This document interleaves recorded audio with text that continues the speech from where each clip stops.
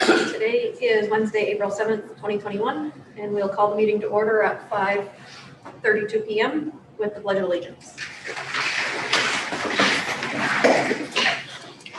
Pledge allegiance to the flag of the United States of America and to the republic for which it stands, one nation, under God, indivisible, with liberty and justice for all. Item number 2 is school committee member introductions. We can start with Ms. Avery and follow around the room.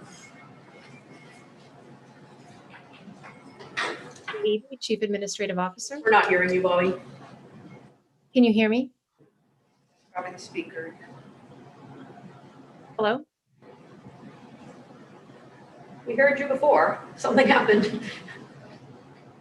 Try Can again. you hear me? Yes. Bobby Avery, Chief Administrative Officer. Karen Paquette, Assistant Superintendent. Bruce Damon, Ward 1. Karen Madras Collins, Ward 3. Jake Langley, Superintendent. Megan Parks, at large. Chair. Tanya Whitlow, Ward 4. Linnea Hawkins, Ward 5. Ron Bondman, Ward 6. Paul Vogelman, Ward 7. Alicia Ray, City Council Representative. Thank you. Agenda item number 3 is the COVID-19 update. As you've seen in your emails and in numerous community communications, we certainly have an uptick in Lewiston. I can also say that I haven't messaged out new things today, but I believe there were 5 new cases today that were not interruptive of school, but that were reported to the school of students who have connections to either one of a few daycares that have gone to quarantine, that have had significant impacts, that are keeping kids from attending school but hasn't created a close contact situation within the school. In addition, just for public consumption, Montello was closed on Monday. We have classes that are not in attendance at numerous elementary schools due to a number of positives and close contacts. We've been following all the rules and contact tracing with those, but I would urge people to, again, please follow the screening requirements, pre-screening students before they go to school, checking for symptoms. I did share in a community letter a list of links in multiple languages if anybody has any questions around what those pre-screening criteria are. We need to continue to be vigilant with this effort. Vaccinations continue to happen. On Saturday, actually, we'll do our second round of the vaccinations that happened in early March with school staff here in collaboration with St. Mary's.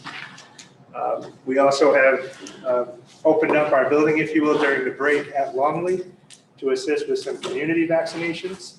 We're helping from a facilities perspective, but we're mostly hands off of that, but it's a space usage, and we were able to work out details on that. So also extending to community where we can to limit the amount of travel some people have to do to support the effort towards vaccination.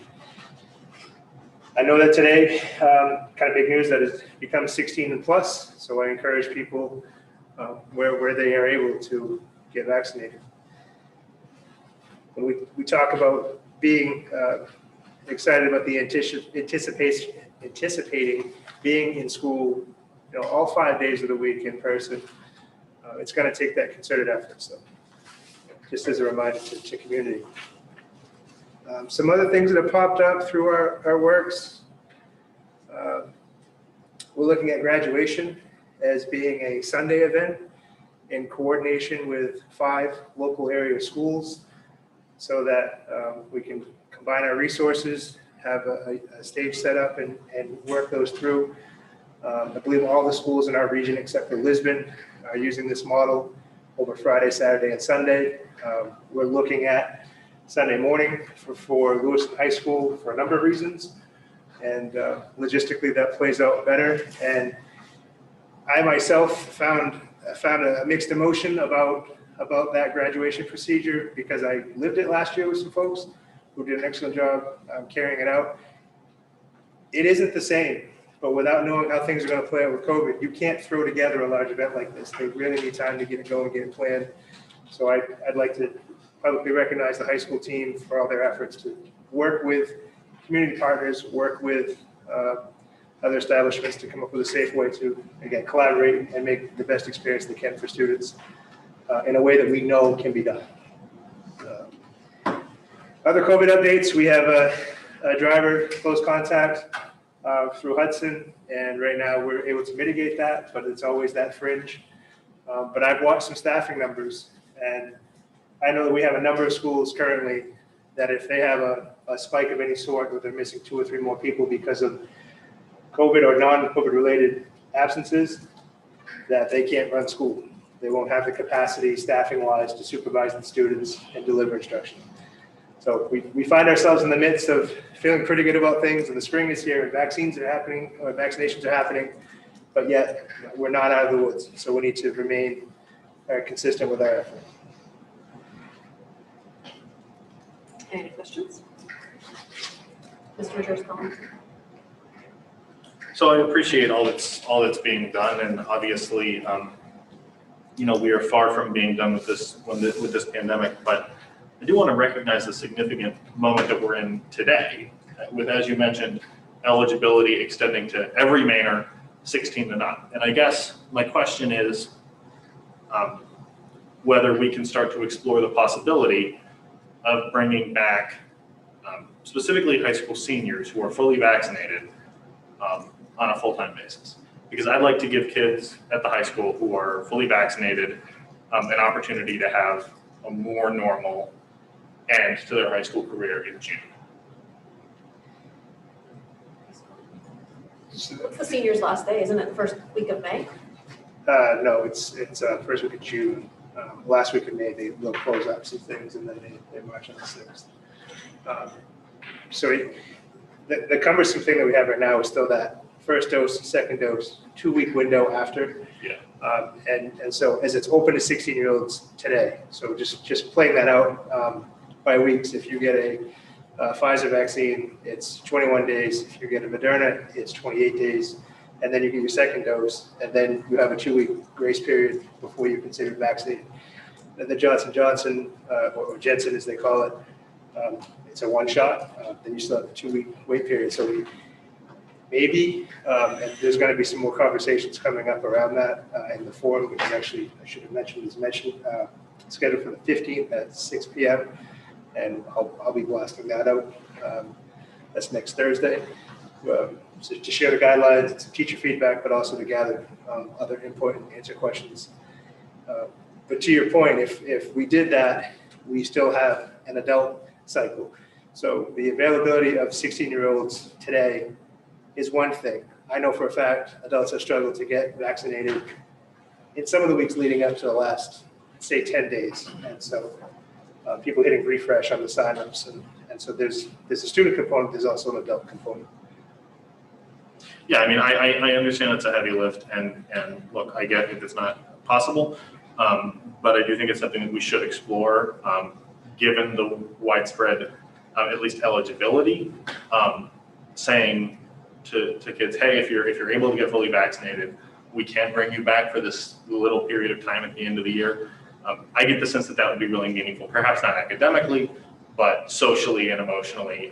That just strikes me as important. And obviously, we wouldn't be in a position to do that until the adults in the building were vaccinated as well.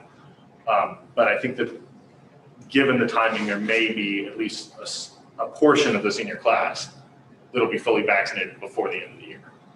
I mean, I'm hopeful that they are. We still have our guidelines that are in place. And so until those shift, we still have that enrollment and spacing. Any other comments, questions? If there's any of the members of the public attendees online that wanted to comment on the COVID update?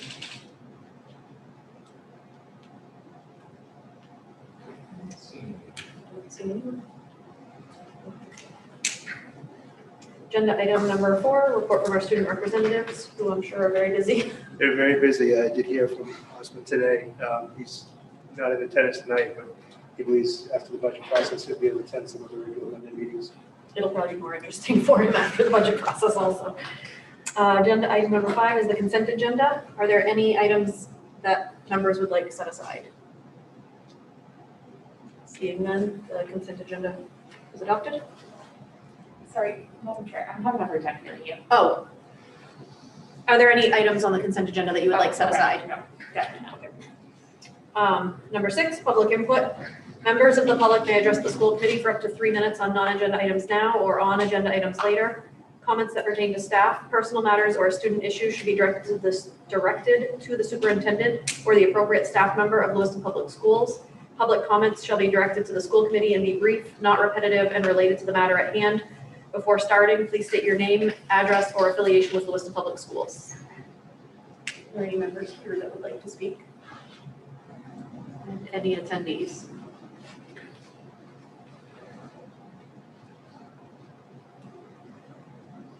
See any hands? All right. Agenda item number 7, to receive a presentation from the ELL Department.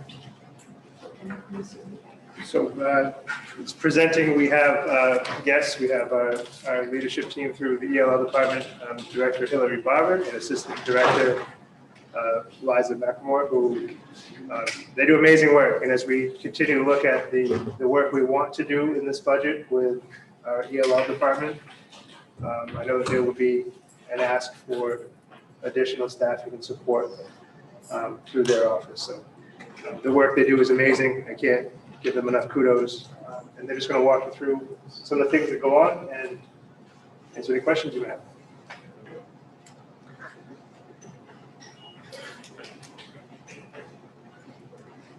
All right, so we're excited to be here. You guys are ahead of schedule. We're slotted for 15 minutes, so let's see if Liza and I can keep you all running ahead of schedule. I'm Hillary Barber. I'm the ELL Director for the district. I'm Liza McMore. I'm the Assistant ELL Director for the district.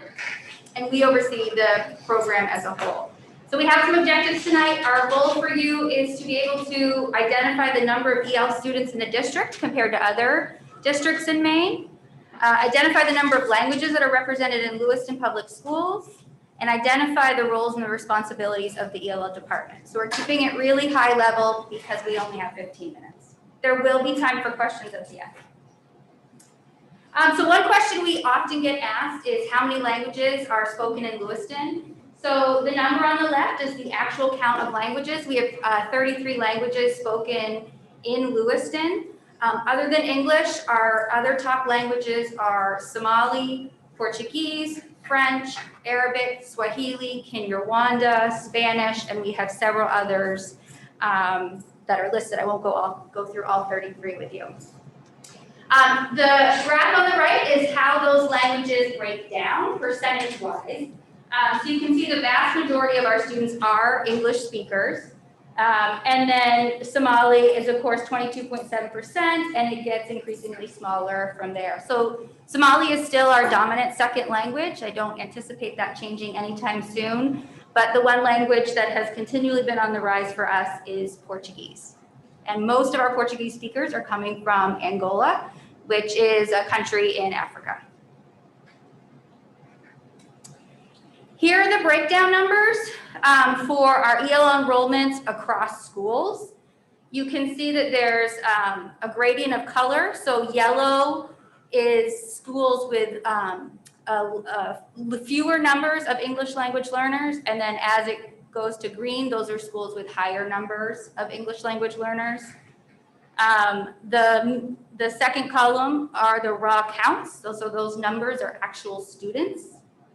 And then there's the percentage of the school, and then the actual school enrollment. So you could see how that percentage got calculated. And these numbers come right from Power School.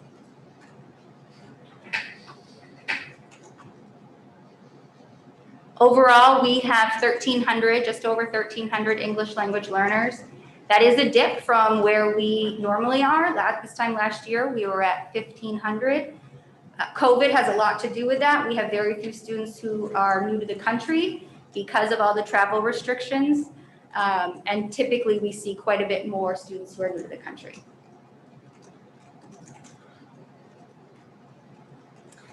Here's how, sorry, the teacher in me wants to move over here, but I'm gonna stand at the podium. So here's the breakdown of ELL enrollment numbers across the state. There's so many districts, they're not all represented here, but I feel like we captured the big one. What's covered up by the light in the shadow is our neighbors, Auburn. They're listed, they have last year they had 175 English language learners. Lewiston, we're sort of down there, almost in the middle. We were at 1,400 at the end of last year. Did you say 175 in Auburn? 175, That's it? yes. Okay. I think, so one of the reasons why that's important is a lot of times our program and our budget often gets compared to Auburn because there's the sense that they are very similar to us. And while they do have a lot of similarities, when it comes to actual enrollment numbers, theirs are significantly lower than ours. Really, the only other district that has our numbers is Portland Public Schools, and they're at 1,500. And these are the end of last year's numbers. And so you can see we're quite a bit, we have quite a bit more students than most other counties and districts in the Where is state. Pleasant Point? Who's the geography person? Because it's not me. Callis, Is that what it the is? Indian Native, reservation yeah, at the end of Callis and Eastport. My lesson. And for comparison's sake, what is the total enrollment in Portland?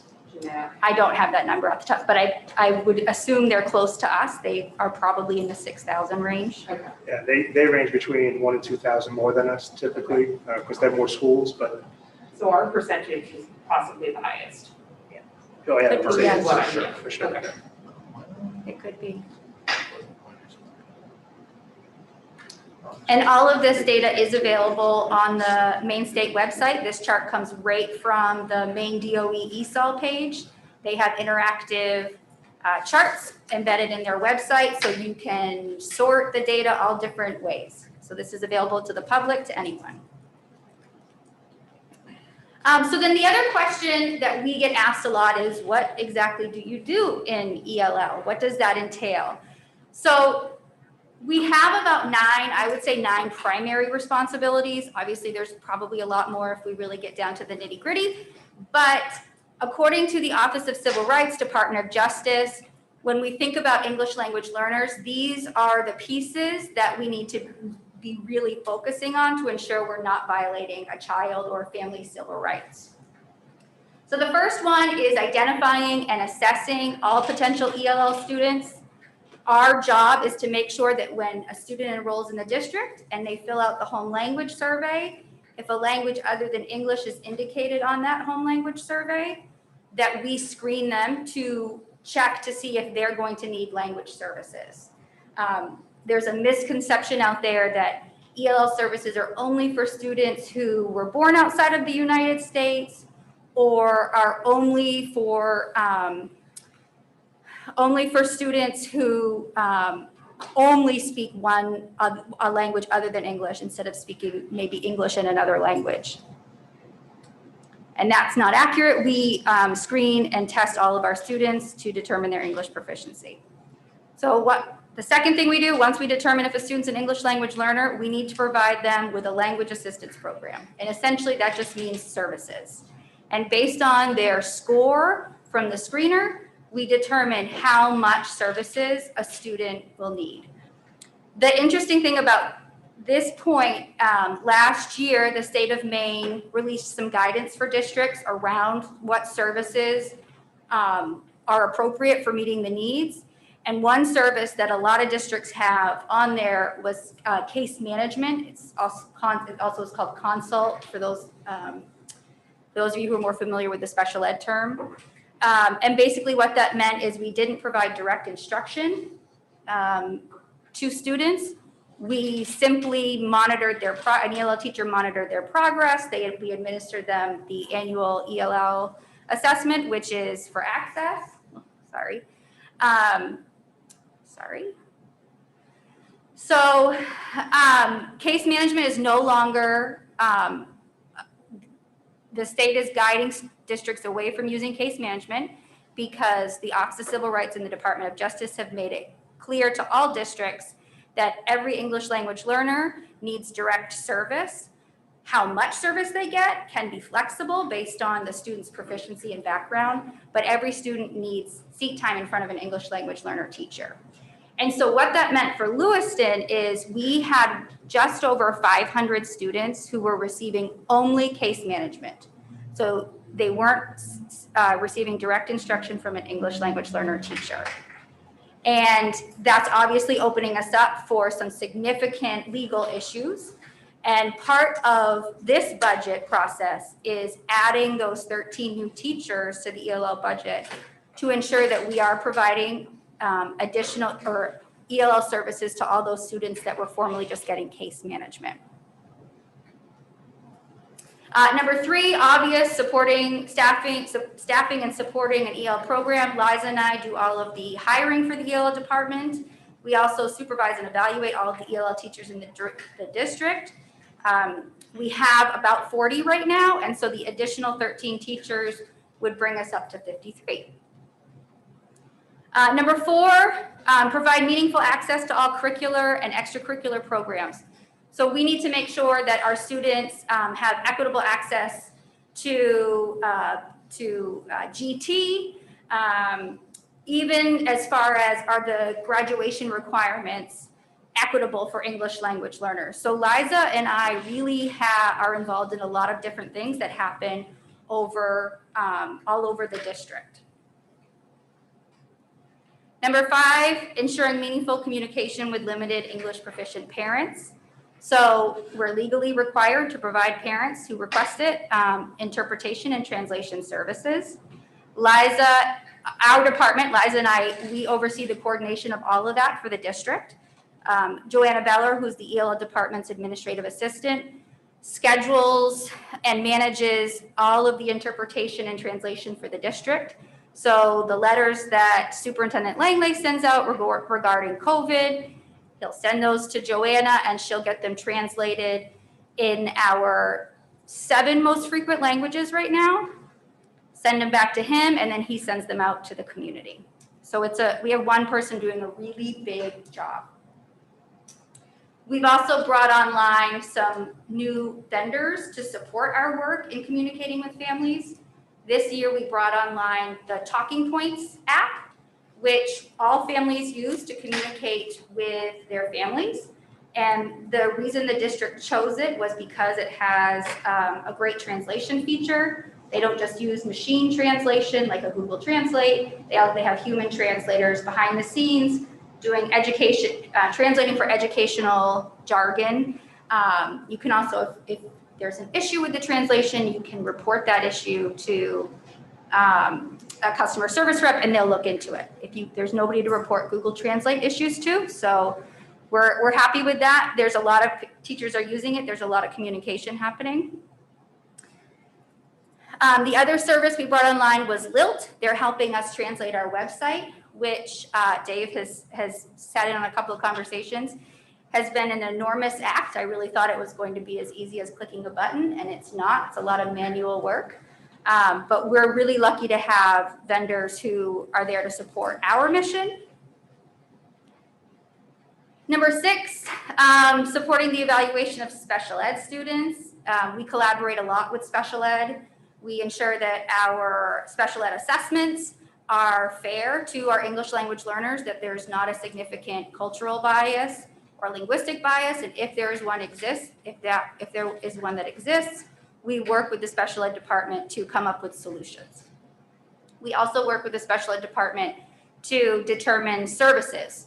So when a student's identified for both ELL services and special ed services, there's a lot of time that the student may be out of the classroom. And so as a team, we partner together to make sure students are getting time in their general education classroom, in addition to all the services they're legally entitled to. And then the last, or number 7, not the last one, is about meeting the needs of students who opt out. So parents have the right to opt their child out of ESL services. We are really, really lucky that we don't have anybody opting out right now. We're typically able to sit down with the parent or guardian and come up with a plan that everybody can agree on.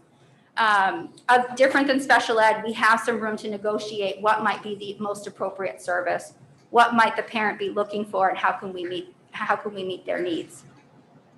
But irregardless of that, we are still required to make sure they're accessing their curriculum. So we do have to come up with creative ways or have plans to come up with creative ways to service students who've opted out of services.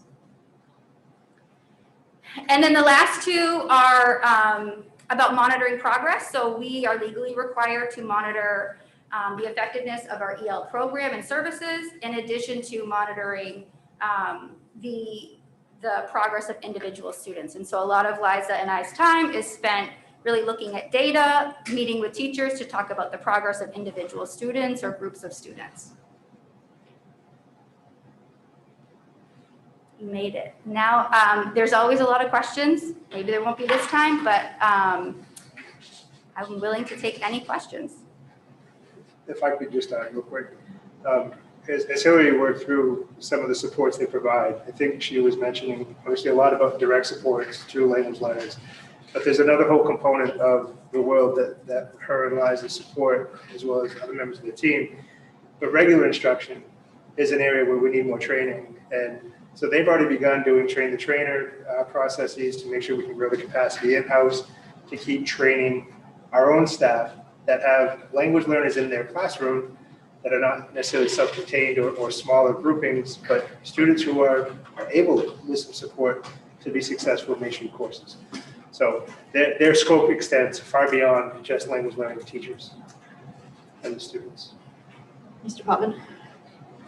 So I'll kind of build off of that, so that it kind of answers half of what I was going to ask, and that is, as you're expanding out to hire people and try to find people that with these specific qualifications to work within this, I'll assume, just our demographics of our state and who we have, for talent out here and how long it may be to recruit.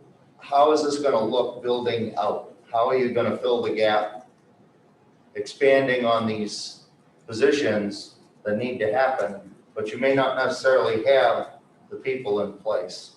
And I think he mentioned some of it in the fact of training other staff to be able to do that. Is there any larger plan? Yes, so the state of Maine, the Department of Education recognizes that ESL, the 660 certification, is a high need area in Maine because we don't have a lot of candidates who come in with that 660 certification. So they have built into the certification process gradual steps to work towards obtaining your full certification, while still being able to, districts are still able to hire you to teach in the classroom. So it's called a conditional certification. And so candidates can apply for conditional certification. The state has also gone a step further, and ELL also has a targeted need certification, which has even less requirements than the conditional. And then of course with COVID, there's some emergency certifications that are in place. In addition to all of that, we partner with the University of Maine Farmington to offer all 5 of the classes that you need to obtain your ESL certification if you're already a certified teacher. So we do have certified teachers applying, they just don't necessarily have the 660. We can offer those classes in-house through the University of Maine Farmington, and that's been a really successful partnership for us. In addition to that, our partnership with UMF, we get to attend job fairs where we talk to candidates. I sit on the UMF advisory board to try to continue to talk about the importance of needing teachers who are certified to teach English language learners. So we're out there, we're trying to encourage people. Anytime I speak to a student who's beginning their coursework, I tell them if you want a job right away, you either get your special ed certification or you get your ESL certification, and you will have a job, you'll have multiple job offers. Just 2 quick questions. One, what's the percentage of the group that you service here that are also part of special ed? I believe that number, I want to say is between 15 and 20%.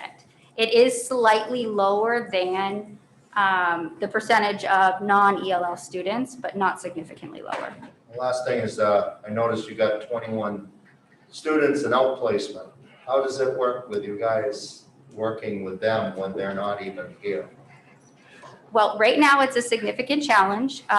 We don't have enough staff to manage that, so I'm actually the case manager for all of our students in special purpose private schools, as well as the students at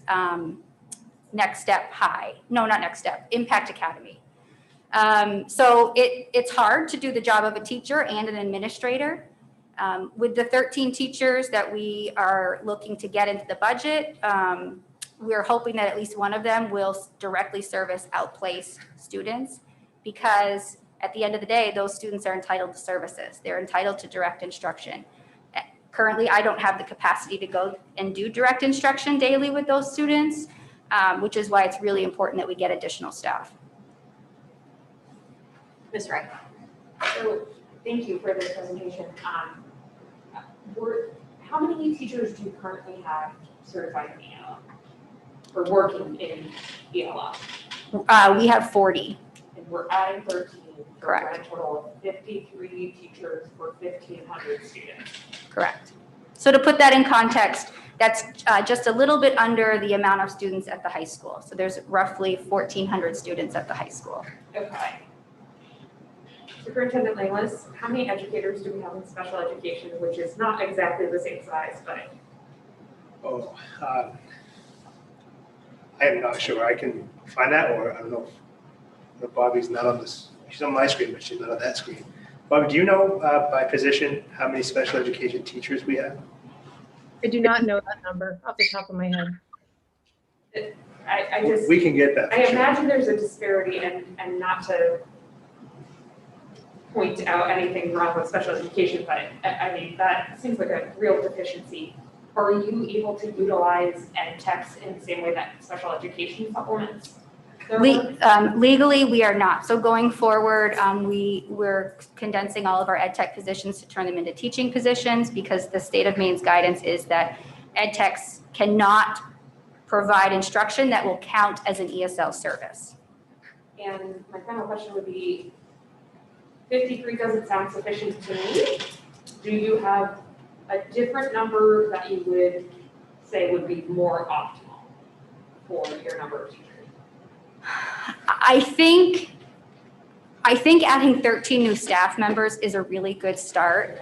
I would like to see us add those new positions, be able to fill those new positions, and then evaluate where we are come next budget cycle to see how things are going, to see if we need to add more services or not. The one big concern that I do have, and I actually need to make a correction, I had thought there was another assistant director in the ELL budget. I presented that when I originally presented my budget, and that is not the case. So the other piece is, to have a good program, you need good management. To have good teachers, they need people who are present, who are giving them feedback, who are there to support them. And unlike most schools and the special ed department, we don't have a lot of administrators. It's just Liza and I. And right now, Liza and I are also serving teacher roles. And prior to 2 years ago, it was just you, right? Yes, correct. Okay. I hope the next school committee can recognize that. I think it's wise to onboard the 13 assess, because that's going to be even a big job in Yes. itself. And maybe in a year or two, come back with another number that helps us get at this a little bit more accurately. Thank you. Thanks. Mr. Majerus, comments? So I have a question, but I just want to start with a comment, and that is that I think everyone in the school committee recognizes, and I hope that the public recognizes as well, how vitally important the work that you do is, and how incredible the ELL department has been, despite a chronic and frankly unforgivable lack of support from the school committee going back quite some time. And I hope that the budget that we will be adopting later tonight is the first step in rectifying that chronic injustice and giving you the tools you need to really serve these kids. I guess my question is, what percentage of students who are identified as ELL end up progressing to the point where they exit the program? So our number is low, but it's within the state average, where we are typically around the 10% mark. Okay. The goal for English language learners is to exit after 5 years of being identified. Okay. All of most districts in the country, but particularly us, we have an issue with long-term English language learners, which means we're not exiting kids in that amount of time. And a big piece of that is the case management service that we were offering. The hope is now that we have 13 additional teachers, we'll be able to provide them with more instruction and get them to exit sooner. Okay. So would you say that's a metric we should be looking at Absolutely. in future years to evaluate this? Absolutely. Okay. And that metric for the state is on the main ESOL website. Okay.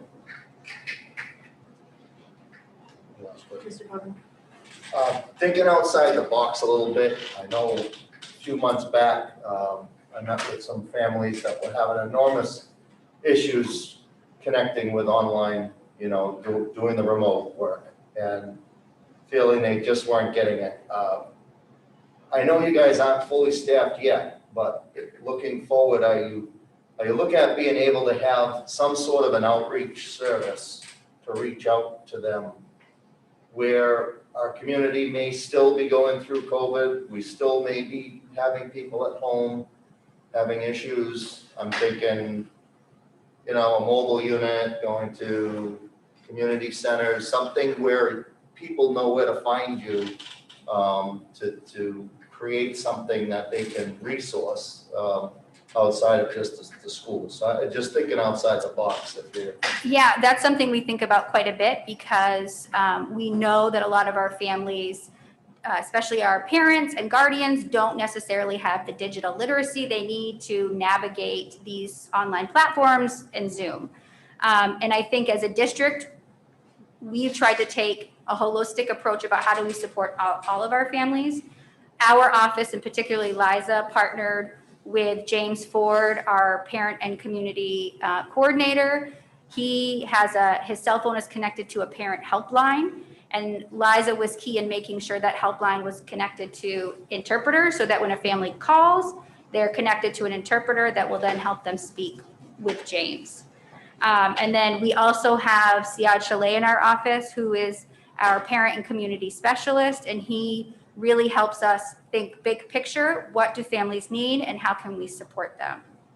And then the curriculum office has done a lot with partnering with our day programming providers, who are often a lot of our community centers within the district. So was the first budget presentation, was there another assistant director in the budget? I'm confused. So Director Barber had proposed an additional assistant in the very first rounds when I brought in the budget, and I said that we've reduced over $10 million. It was in that grouping, so it didn't land in your binder in that way. We have talked about the possibility of looking at relief dollars for that, but it wasn't in the parking lot binder conversations. So relief funds would, 2 years, would support that for 2 years, but then we'd have to find it in the budget in 2 years. So. As part of a conversation. Yeah. Sure. Okay. So if you're asking for it, it's probably a pretty big need. So I think that we need to at least have that conversation. Mr. Durst-Collins? From the minutes that we just approved earlier, it looks as though we would have been considering the all ELL reductions as part of the parking lot. Was that not one of the positions included in that conversation? It was cut even before that. Right. Okay. Right. Any other discussion? Jane, can I get the dollar figure on what that position was? I think it was 70. With 102 or it's 120 with salary and benefits. Excuse me. And to be clear, it was my mistake. I presented it when I presented the ELL budget, and that it was in there, and it wasn't. I guess this is the time to have this conversation. So with 13 new staff coming on, would it make sense to have another assistant director to oversee those teachers? I don't know what the ratio is for like special ed or whatever, but there's just, it seems like there's so much involved with ELL that these ladies are they're running thin on what they can accomplish. So I just wonder if there's 13 more, how are they gonna train them? Like, I'm now getting a little nervous, but. It's another layer of Yeah. management and oversight that, I mean, like the schools that ask for more assistant principals and sort of practice folks and deans and it's, yes. Can we get a breakdown of what your hierarchy is in your division? Who's under you? How's it working? And what impact another assistant would make in terms of your delivery of service? Sure. Yeah, I can definitely break down the description of that. I mean, the hierarchy is pretty simple. It's me and Liza. It's me and then Liza. So unlike a school that has multiple assistant principals, as some of our schools do, or special ed that has a special ed supervisor in every building, we don't have that structure. It's just me, and then under me is Liza. So, yeah, I noticed that when I was at the schools that, talking to them a lot, just directly referred to you guys. And I was like, okay, where are the supervisors in all this? Or who in the school is kind of like the point person? There are no in-betweens. Yeah. It's, as she said, it's Hillary and Liza. Yeah. The director, the assistant director, and they oversee those operations and also do the evaluations of the instructional staff. So, I mean, I think you Throughout guys have the been doing an awesome job with what you're doing. Adding, like what Tanya just said, adding more staff requires some level of supervision. I'm kind of thinking it's kind of making sense that we do kind of address this. If we're gonna do this right, and we promise to make this right in this budget, I think that's a big piece. So I don't know if, would we want to talk about it now or talk about it in your budget presentation? I mean, I think it'd be good in the budget presentation, so we can talk about the context of some other things. Okay. And how hard it was to get to where we are tonight. There's a lot of need. Hillary, and this is really along the lines of what Ron was talking about, thinking outside the box. If you had an assistant, an additional assistant director, even if it was for 2 years under the, some of the CARES funding, would that give you a chance to onboard the 13 new teachers effectively so that they would, so if we lost that position, you wouldn't be starting from scratch, but you could hopefully manage it even though it's a bigger reach?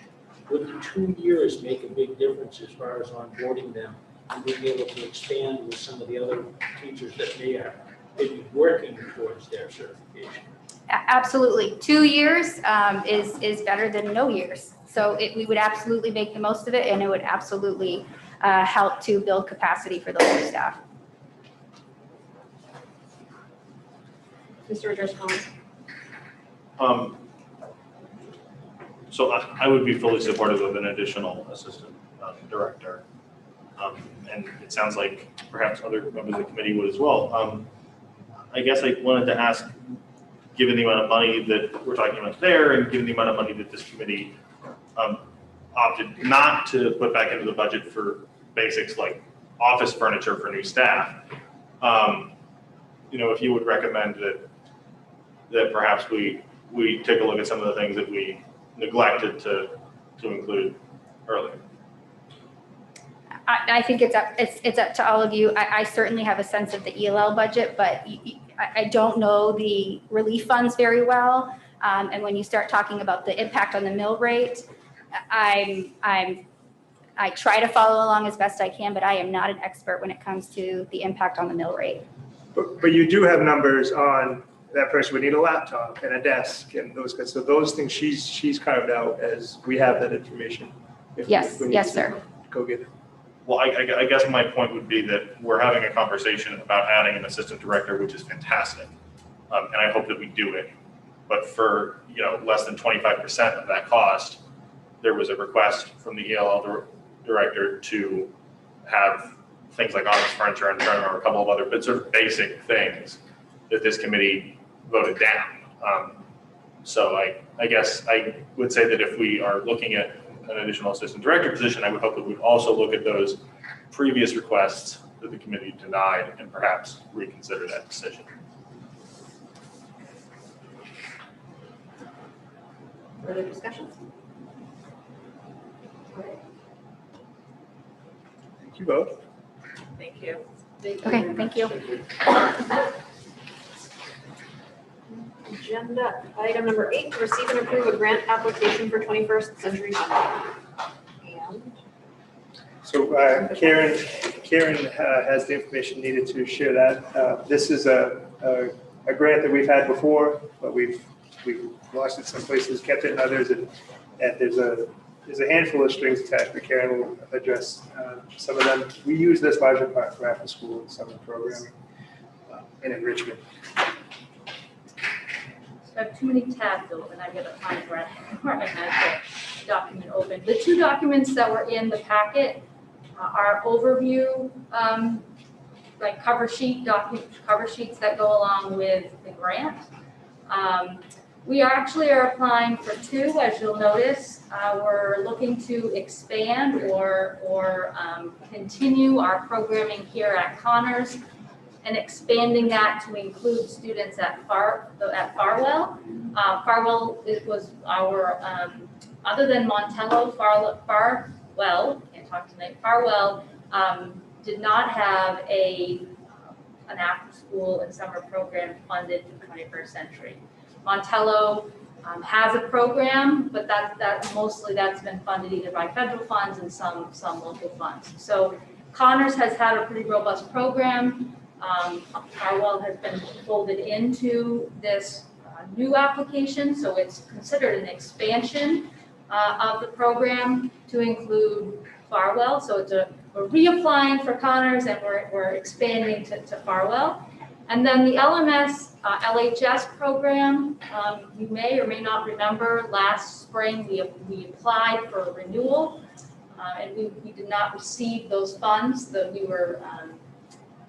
Other districts received the funds. We had received them for several years and we did not receive them. So because we did not receive them, this school committee supported, along with some CARES funding, we were able to run those programs on a smaller scale with federal funds and with some small amount of local funds. So we're reapplying because it's a new year, we're able to reapply and hopefully with these funds, if we receive them, we would be able to use these funds along with our ESRF funds and other funds such as Title IV, which also supports the after school and summer programming to have a more robust program again at the middle school and the high school. These grants do require local contributions, and we've been covering the majority of those local contributions through the COVID relief funds and again Title IV funds. Prior to that, there was some local funds that did support that. Jen Carter has presented a couple times to the different school committees about that. But we would be using, as you were aware from the budget, all of the ESY, ESD, as well as summer school was cut from the local budget. So that will all be supported with the ESRF fund and federal funds. Not much has changed in terms of what this program would offer. The state has some pretty clear defined requirements in terms of what we need to offer our students and the number of days and the number of hours. I'm happy to say that we really worked hard this year to plan the program for 21st century for the summer as well as the after school to work in conjunction with other programs that are happening and to complement that. And Jen and her team have done an amazing job through the closure and into this school year, with a remote option for students. They still do their cooking, they still do their, all of their projects. Jen and her team deliver items, including groceries, to families and to students so that they can participate virtually in that. So much of what the application involves is just continuing that work and making sure that we have programming before, during the summer and then after school as well. So that's just a quick overview, and that's what's important.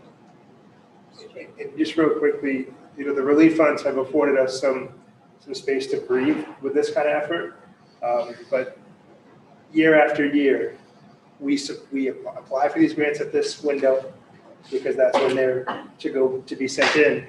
And then we are kind of holding our breath for some of this programming until the results come in, typically in June, sometimes in May. So it's hard to get ahead of these ones. So just in future years, that can be a challenge with these. But what they provide is fantastic. Mr. Gaiman? This is a 4-year grant with diminishing funding, so the general fund would have to make up the increasing difference between the, and originally we had 1 grant, and so it was a $250,000 program, and now it would be 2, so it'd be a $500,000 program. Well, we actually have, in the past, we've had 3 of these grants. We have a program running that's a combination of Geiger and McMahon. That they're in a different cycle, so we're not seeing a new grant for them yet. And then we have a program that was the middle school and the high school that was funded by this, and then a program at Connors. So we actually have 3 different programs that all fall within this grant with the 21st century. So was there just one, there were 3 separate grants for that kind of Correct. value? Correct. So when you apply with as either one school or as a combined site. Mr. Rivers-Collins? I move that we receive and approve the grant application for 21st century funding. I'll second. Further discussion? Guess votes start with me tonight, which just feels really weird. So I will vote yes. Ward 1, Yes. Ward 3, Yes. 4, Yes. 5, Yes. 6, Yes. 7, Yes. City Council. Yes. Motion passes 8-0. Agenda item number 9, to receive and approve the first draft of the 2021-22 personnel policy. And we have Chief Administrative Officer Bob Avery obviously on screen, and we also have our Human Resources Director, Kimberly Brown.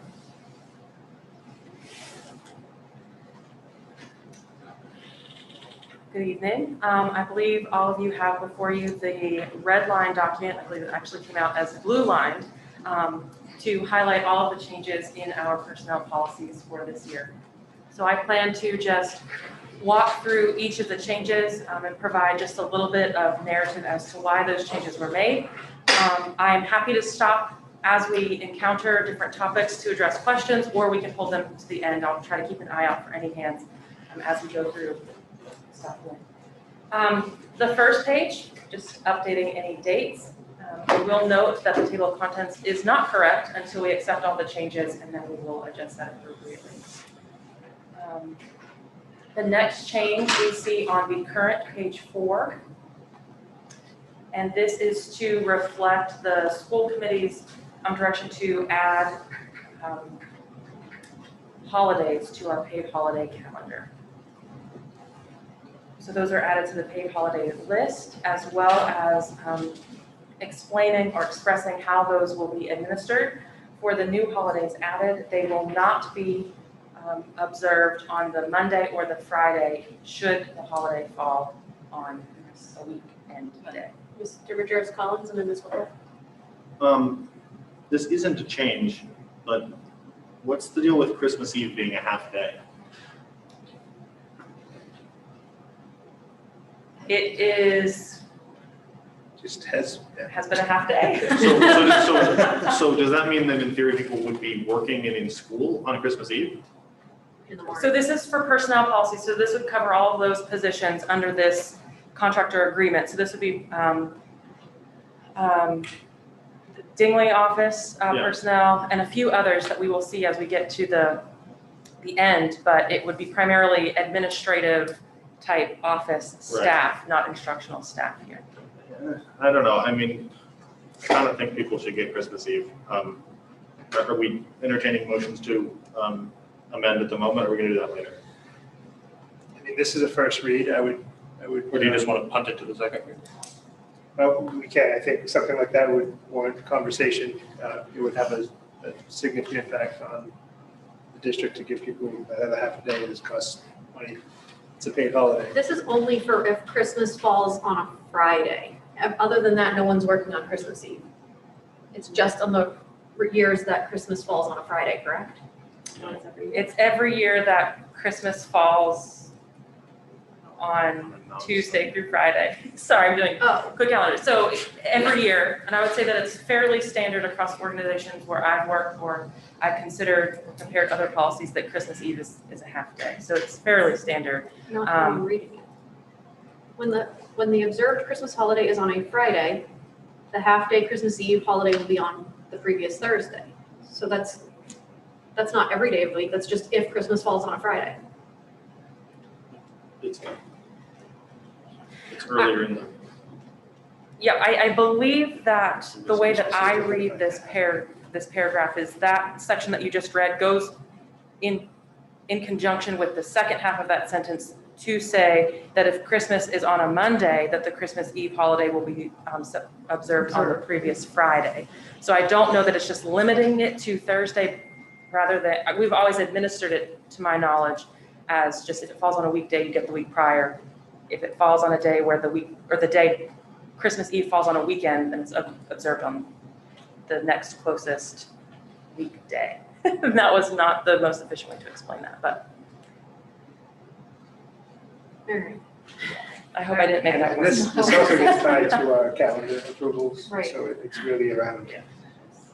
So to me, there sounds like a contradiction in the wording underneath. Okay, so when any of these holidays except Eid, Rosh Hashanah, and Kippur falls on Sunday, it will be observed on the Monday after. And when any of these holidays, Eid, Rosh Hashanah, Yom Kippur falls on Saturday, it will be observed on the Friday before. So I think it needs to say except Eid, Rosh Hashanah, Yom Kippur, because we agreed that if it falls on a weekend, it's not going to be observed any other day. But I think there's a contradictory here. Yeah. Are you following me? Yeah, so Okay. the first blue line clause should be copied to the second blue line clause. Correct. We're missing the word except Oh, on the I'm sorry. second. Yes, I see that. I will make Okay. that change.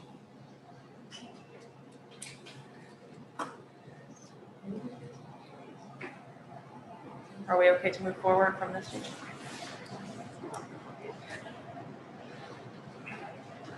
The next change, we have just taken out a phrase. The phrase must be at least 60 years of age and for the retirement clause as it is defined here. The primary motivation for removing this is that it causes confusion because we require people to be retiring as it pertains to Social Security and main PERS. Those have their own age requirements, and so the 60 years of age was complicating things. When somebody who is 60 years old goes to end their employment with Lewiston Public Schools and are not retiring as defined by Social Security or main PERS, they are not considered to be in retirement or retiring through Lewiston Public Schools. So that clause was just adding some confusion, and I believe it's probably a holdover from when retirement age is not as high as what it is now. Okay. Moving on.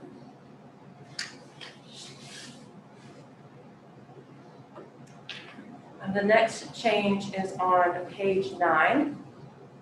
And this change is just to capture a group of employees, in particular our language facilitators, who work full-time hours during the school year, but are only school year employees. So they did not fall under the current employee category, so we added that section to capture their group.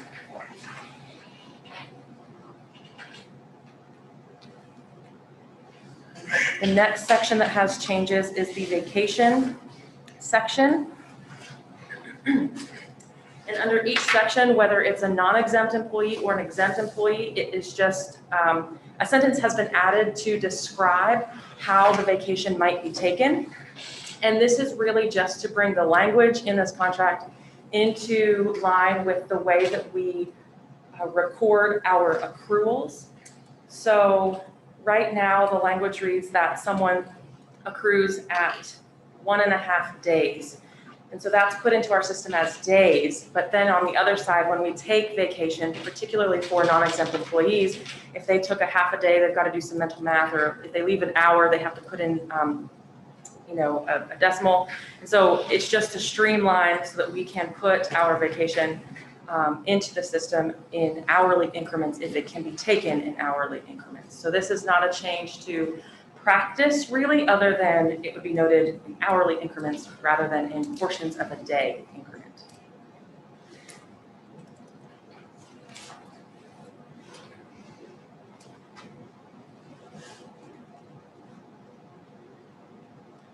So the next change you will see is in Appendix B, page 15. And we have updated all of these pay rates to include a 3% raise.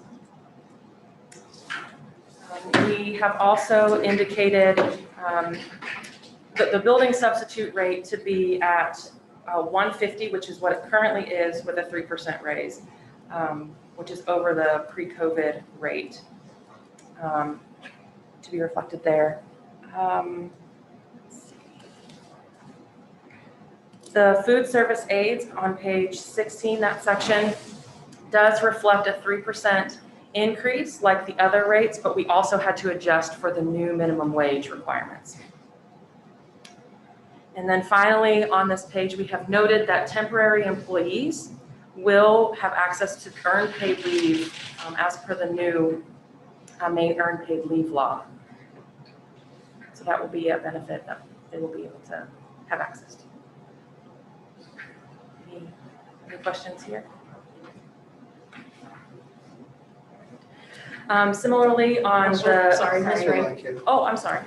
How many hours in a day does a substitute ed tech work?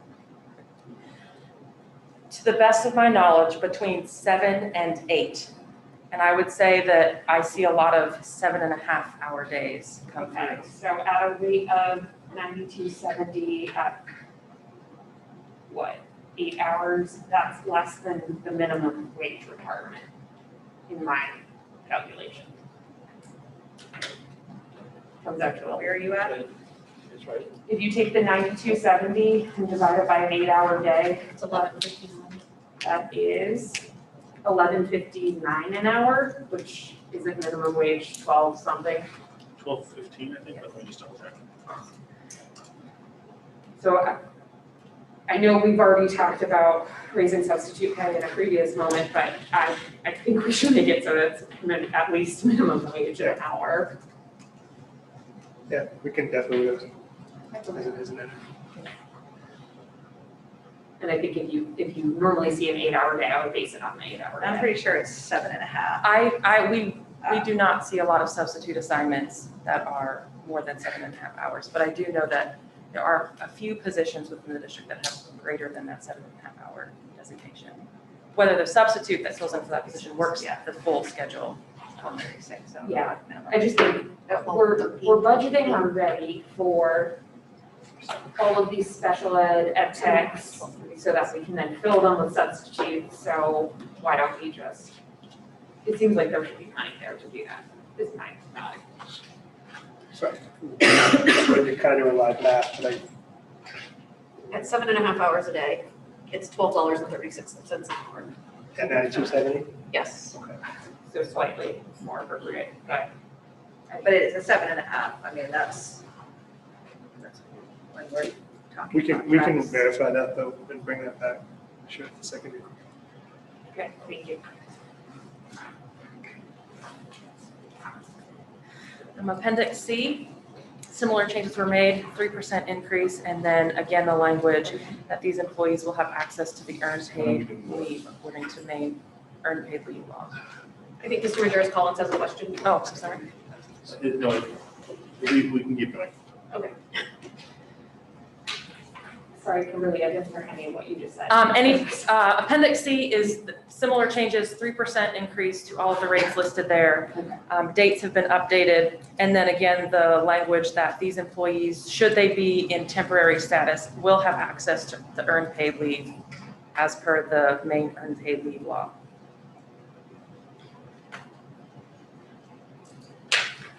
Yes. Yeah, this time I do have a question. What's the logic behind doing these raises as a percentage? Because when you do raises as a percentage, it gives a greater raise to the better compensated people, and in my view, the people who need it less, while giving the lowest paid workers a smaller share of the overall increase because their starting wage is not as high. So I guess rather than, I mean, if we're gonna do like, just take Appendix C, right? We've got people who are making $20.60 an hour to $30.90 an hour. You're making $30.90, you get almost a $1 raise. If you're making $20.60, you get a 40-cent raise. What's the logic of doing that, rather than saying everybody's gonna get a 55-cent raise per hour? She's not part of negotiations or anything, so she may not have any of that back. Is this the negotiated item? Well, no, but okay. if you All right. know the history of negotiations, that it would, she might be able to answer some of those things, but she's just saying that she might not be the person to ask, that's all. If it's appropriate, I can speak to maybe the concept behind compensation structures a little bit here, in that Sure.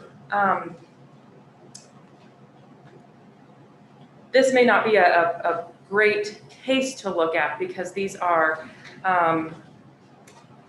hourly rates, but for the majority of the positions covered under this personnel policy, we are on a pay table or a pay scale. And so to keep consistent, percentages is the easiest way to maintain consistency throughout when you have various groupings of people. And by just selecting a cent per hour raise or something like that, you then see compression between the bands, and then the impact of the salary structure is not what was the original intent. So by keeping the percentages, you keep those scales in line with one another. So if somebody at the bottom of the scale gets a 50% raise and somebody at the top of the scale gets a 50% raise, you have decreased the value between the positions. Yes, that's the virtue of doing it that way. Yes. The point here is if you have let's say you give a 5% raise and you have one employee that's making $100,000 a year, and you have another employee that's making $20,000 a year. And so that means that the employee who's making 100 gets $5,000 a year more, and the employee who's making 20, who needs it way more than the person who's making 100, only gets $1,000. And so I guess what I'm saying is, it strikes me as worth, changing our approach and trying to make sure that when we have dollars to give raises, that everybody should get something, but that proportionally we should be trying to help the people who frankly are in our district and are on, poverty programs. I mean, that's sickening and appalling to me for other reasons, but at least this is an opportunity to do something. And when we have these percentage raises, what it ultimately ends up doing is the dollar figures keep piling up for the people at the top of the scale. And we can make a conscious choice not to do that. We can do it the other way. I'm happy to work with Bobby and Jake to formulate a different strategy or different approach. And there's also a cost of living increase factor that gets into this conversation. I asked the same question actually when I looked at it. We came to find out last year was a 2.5% conversation, and I don't know if Bobby can verify that or not, but that was part of this, what I heard. And I was looking at this from a metric of very similar to what you mentioned. There is a lot of information out there about compensation scales that reflect this very practice. So these are cost of living increases. There's also opportunities for those on scales that have steps. So sometimes it's 3%, but sometimes it's a step and for 3%. So to your point, there's also that step equation piece. Mr. Putnam? Just addressing that, it could work both ways. Because you give $1,000 raise to a $30,000 employee, you just gave him 3.5%. You give $1,000 raise to a $100,000 employee, what do you send it? What kind of message are you sending? You know, giving them a 1%. You're sending a message that you're paying them $101,000 a year. And that's a pretty good living. Assuming, I assuming mean, the workload is responsible to the dollar figure that's being paid. So. I understand the logic of what you're saying, but I think that at the very least, let's try to get everybody on our pay scale, you know, not having to rely on food stamps to eat before we start worrying about whether people who are making 6 figures are getting a big enough raise. I mean, is that an unreasonable proposition?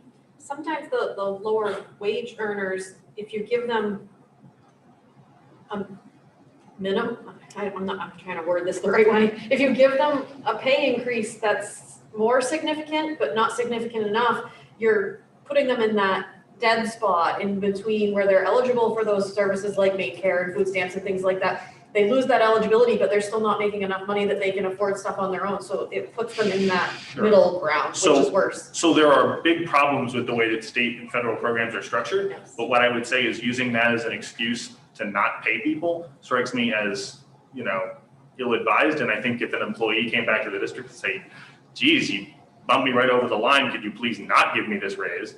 We'd be in a position to do that. But I also would be curious if that's ever happened in the history of Lewiston Public Schools. I'm sure it happens So all the time. I would everywhere. like this conversation to stop at this moment, because I feel like we're crossing something, and maybe if we want to talk about this up in executive session, that might be another time. I don't understand how this is an executive session topic. We're talking about a personnel policy and wage raise. What's the? Because I think we're getting a little bit too far in depth. So it's that's too my in- stance, and that's what I'm asking for us to do. And if we would like to talk about it in executive session, then I think that's appropriate.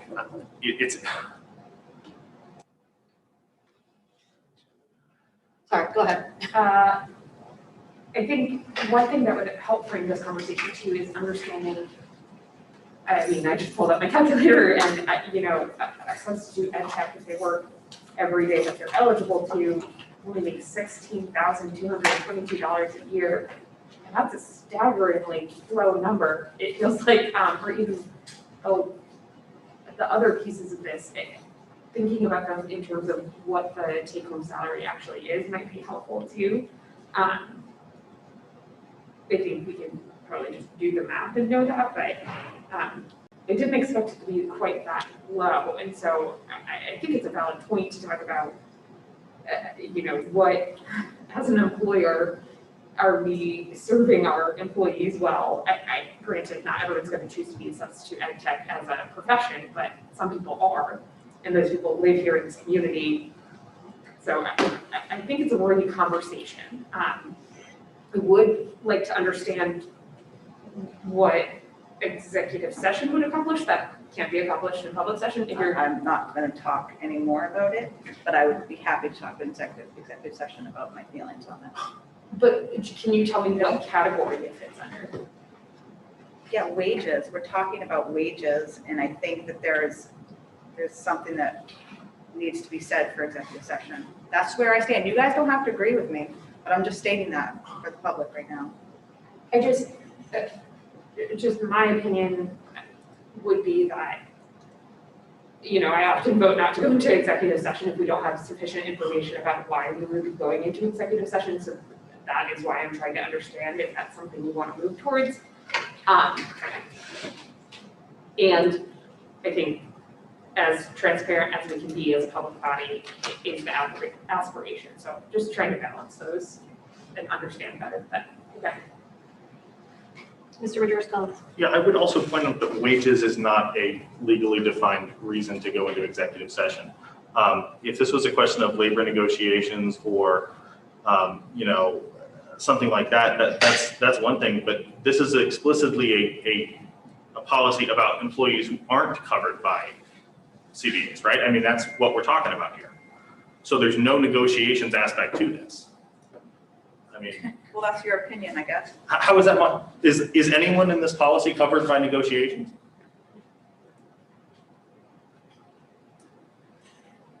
I mean, is it, Vice Chair Damon, Member Whitlow, you guys are on the negotiations committee. Is anybody in this policy covered by negotiations? It doesn't always affect just people in certain groups. I think we should know that by past history on things we voted on. You may not think it affects other people, but things affect other people. That's all I'm saying. I'm just asking you to respect some other processes that you're not involved with. And sometimes we need to respect that, that's all. I'm just interested in changing this policy so that it is more equitable to our lowest paid employees. I'm not talking about anybody who's covered by negotiations. One area for consideration, and this came up in the discussion around increasing sub-pay and also a public comment or employee comment around a coworker about concern that scales such as this start to impede upon negotiated salary and or hourly rates that are part of collective bargaining agreements. And so just as a caveat for conversation purposes, that as we elevate one, it could spill into things that are negotiated elsewhere.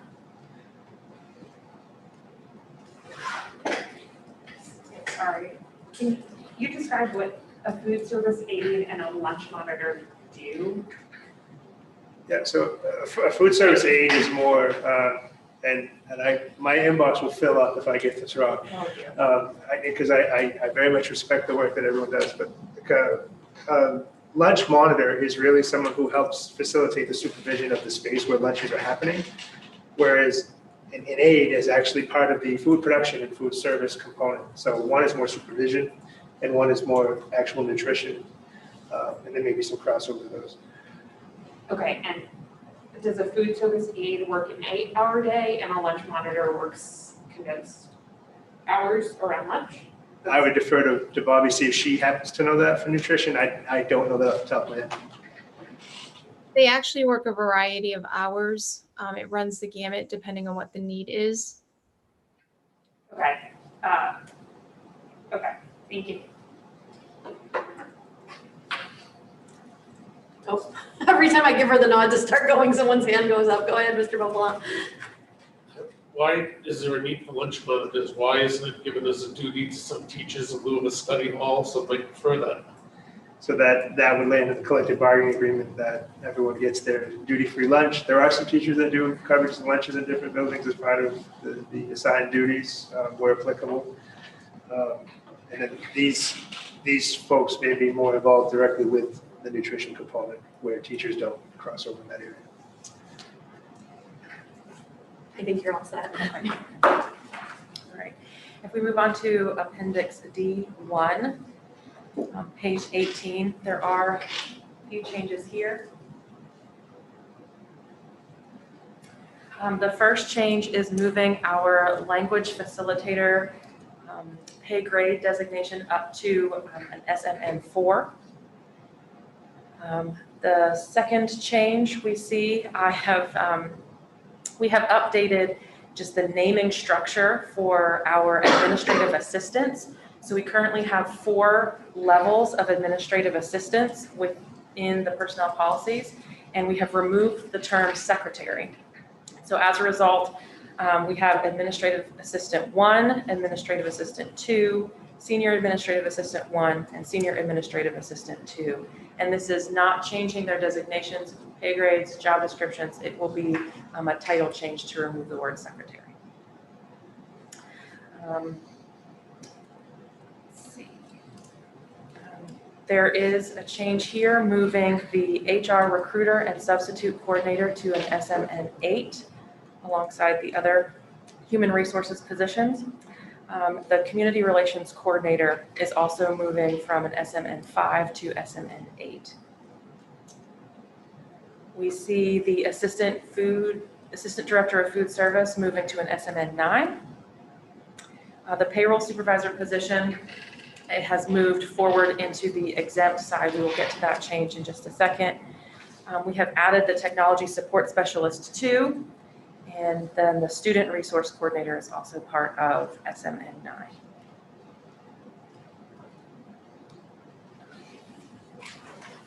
There aren't any questions? Yes. Can you remind us, so non-exempt is paid hourly, and are they eligible for overtime, and exempt is salaried and not eligible? Correct. Okay, thank you. Yes. And then you can see Appendix D2 is the non-exempt employees pay scale, and the changes here do reflect a 3% increase. There are some changes at the bottom of that page, but that is just to update the dates moving forward.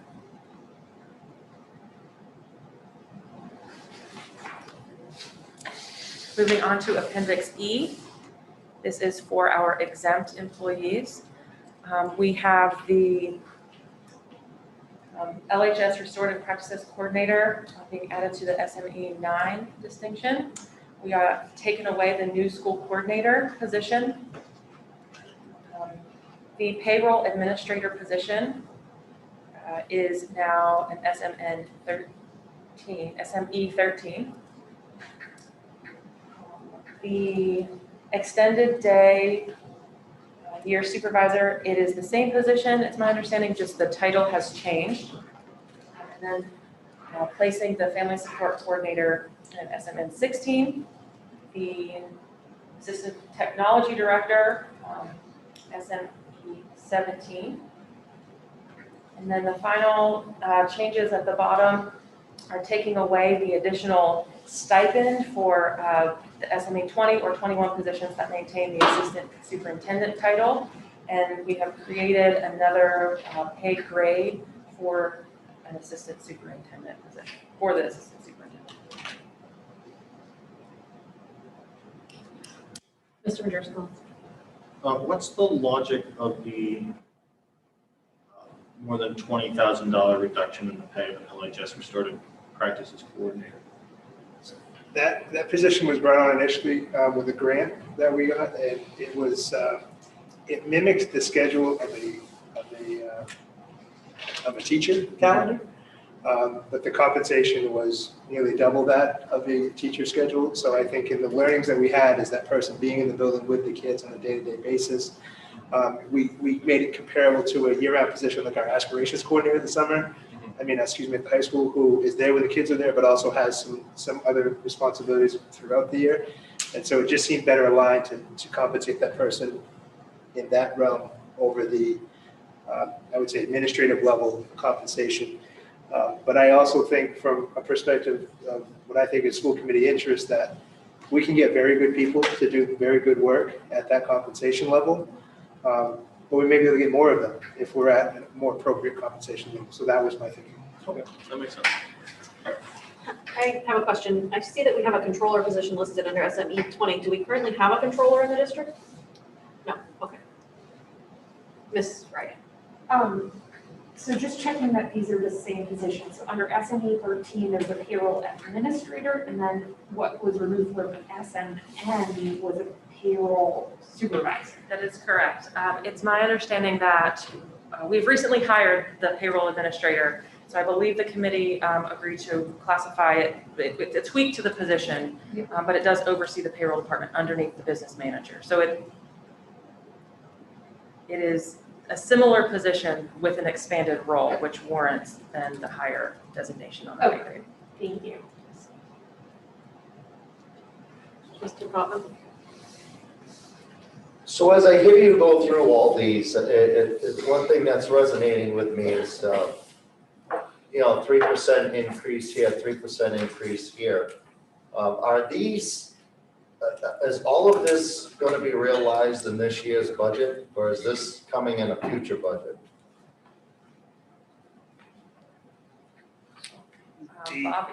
Bobby, can maybe want to chime in. My understanding is that once approved, this would have implications for contracts being issued using this document for FY22. Yeah. So it would be an immediate impact. As of July. July. Bobby, I don't know if you want to add to that. Yes, Jake, you did a great job answering that. It is effective in the next budget year, so FY '22. Not immediately, not now, but not until July. So these increases that you speak of, I don't ever remember talking about those. Is that something that came before us? I think this is that conversation. So I'll be honest, this is a cumbersome cycle for me when we have collective bargaining in one sense, and then we have this personnel policy, which is non-CBA, non-negotiated, but then plays out like this, where HR does the best they can with the information that I provide, that Bobby provides, and then we look through this document as a group for 2 readings because it lands as like a policy versus like other contracts. And then from this, contracts are issued using this information to staff in district, for those at least on the SME scale. And then where does the money come from? It's part of the budget work that I believe, Bobby, you are. Salaries and benefits sections of the budget. Yes. Yep. So just like any other negotiations, although we know that this isn't a negotiated item with the exception of speaking with the full committee, we budget just like we do everything else. When this comes before you, you make a decision and it either lands there and with 3% or it doesn't. We can certainly, this is the time frame in which history shows it's always been taken up for discussion, but you can certainly change that process to meet your need as well. If you want to make it earlier, you could do that too. Is this 3% already included in the budget that we're going to potentially be approving tonight? Yes. Included before we actually talk about it, before we actually vote on it. It's a projection, and that's why, as Bobby said, the reason this conversation is happening now is it's part of this conversation that's happening later tonight. I'll just say my discomfort with this conversation is addressing non-negotiated incomes, coming out with 3%, which has a big question mark on it to start with. As we go forward to introduce a budget to the taxpayers, of which many I know didn't see an increase this year in their salaries, where we just, I won't say the word random, but you know, we're just taking this 3%. And I don't think it's getting pounded enough in the discussion. You know, this is a 2 reading piece. This has to come back. I think this warrants a lot more discussion than what we're looking to do tonight. I think this is major, and the fact that it has immediate impact in July on a budget that we're requesting people. And my feeling is that these numbers also will lead into discussions with the negotiated groups that we have to sit and negotiate contracts with. So I think we have to have a bigger discussion about this 3% piece.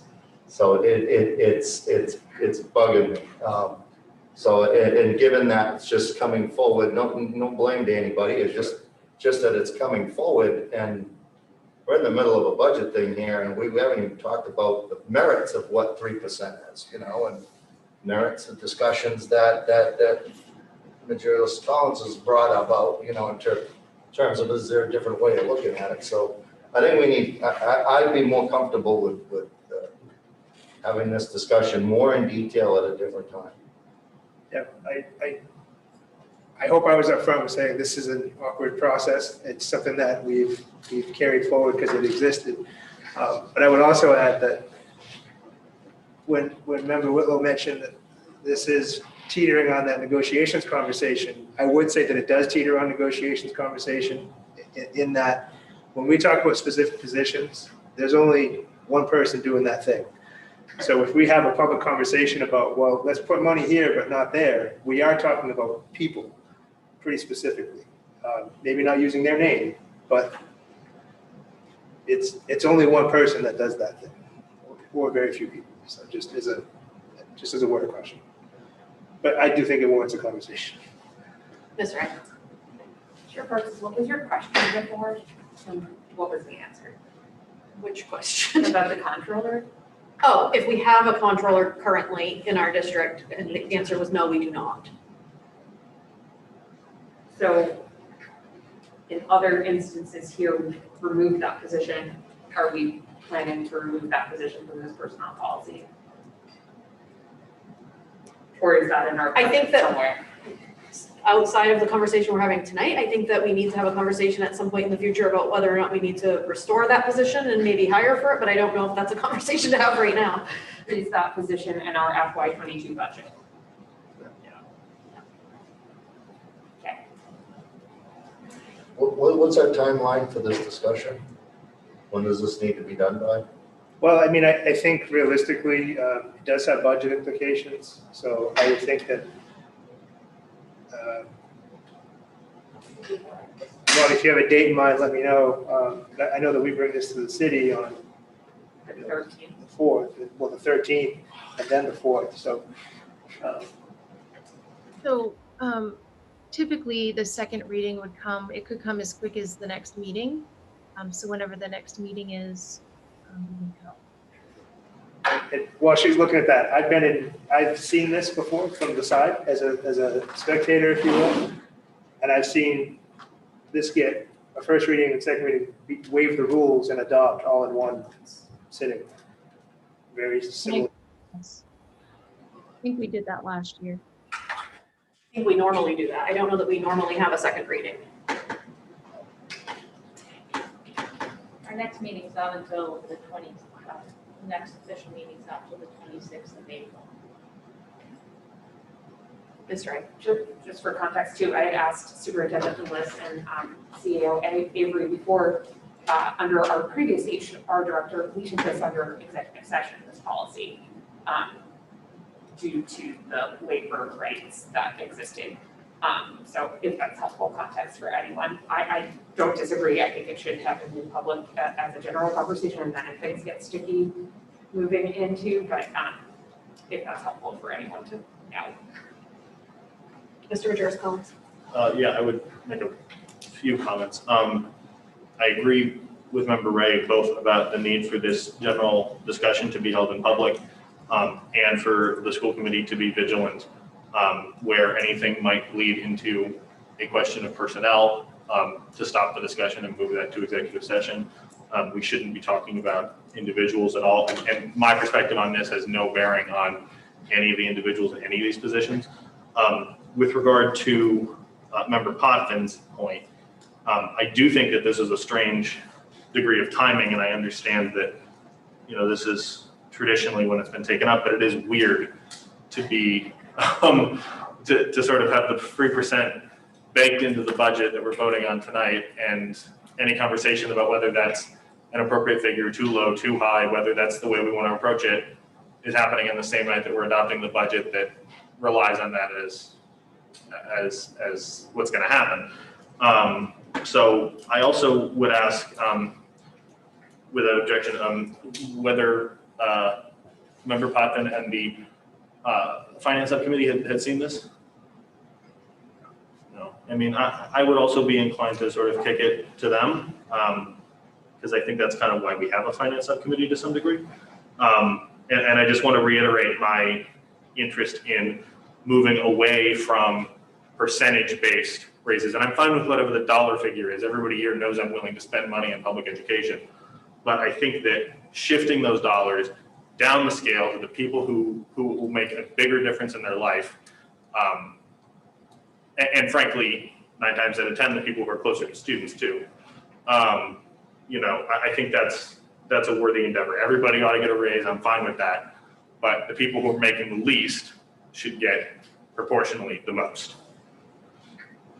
So Bobby or Jake, would either of you be able to speak to how the 3% came to be, or if that's the standard, or what steps were taken to determine why it would be 3%? Superintendent Langless, do you want me to answer that? Yeah, sure, go for it. Yeah. So that is what has historically been the case year after year since I've been here. That's what superintendents have put forward. We just stuck with that. And my understanding is the kind of the rationale behind that has always been around the COLA, so the cost of living increase. Thank you. Ms. Ray? I keep coming back to the same question. I believe that the controller position should be marked out for this year. If that's not a position we intend to fill through the budget and is not currently filled. And then my question is, are there any other positions like that in either listing? Because we change it every year, so we can add it if we're gonna budget for it in FY23. I think that makes sense. I don't disagree.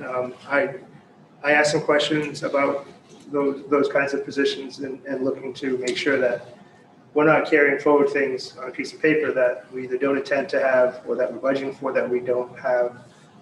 And so that's when we started doing the work of reducing the number of positions in here. As far as what things may exist in here that aren't currently filled, we'd have to review that. But large in part, I believe these positions are either filled or vacant, but we need filled. And are in the budget. Correct. Okay, I think that is what I'm trying to reconcile. And then my question to the superintendent is, I see that the chief academic officer is taken out and the assistant superintendent has been input, which I think aligns with our current structure. Member Patton last year, or maybe 2 years ago in the budget, no, we've only had one year before, last year, asked about the wisdom of the structure that we have at the top, and so I was just curious to your reflections on that, if you're comfortable about the structure. Yeah, I think the structure is still something we're evaluating and assessing and looking at. I do think that having a superintendent, assistant superintendent structure is something that we're learning and getting better and better with each day. We're a big organization, and I think it does warrant further reflection, and I plan to share more with the school committee about that very soon. The challenge to some of that, obviously, is the midst of the season we're in, with budgets, with other asks. When we ask for unbudgeted positions and they're not on this chart, we have to land them here. There's a process around getting job descriptions approved at the state of Maine to make sure they qualify for exempt, non-exempt, things of that nature. So there's quite a process to things. But one thing that I've observed is if it's in here as an adopted policy, then it's a viable thing to discuss about just having. And I struggled with that in some cases where it was an unbudgeted item, but it landed in the policy, but it wasn't budgeted for. So to me, that's an area that we want to be really, really crisp with our work. I have a question and then sort of a housekeeping thing. And I think I lost it. There was something I had never heard of, and I wanted to know what it was. I can't find it. And the housekeeping thing was, while I try to find the other thing. No, okay. SME 12 and 14 both say NA because I'm assuming nobody in those positions right now, but SME 19 is blank, just for editing purposes. Yes. And if I find that other thing that I had a question on, I'll come back to it. Mr. Poppin? Jake, so in total, as we're talking about this tonight, roughly speaking, how many positions is this policy affecting? I mean, is this something as similar, like 10, or is this 100? How widespread is this policy affect? Well, I think if you look at Appendix E, every one of those is at least one position. And then some may have multiple. As far as I'm just looking quickly here. Many of these non-exempt positions are one person. Some have a handful.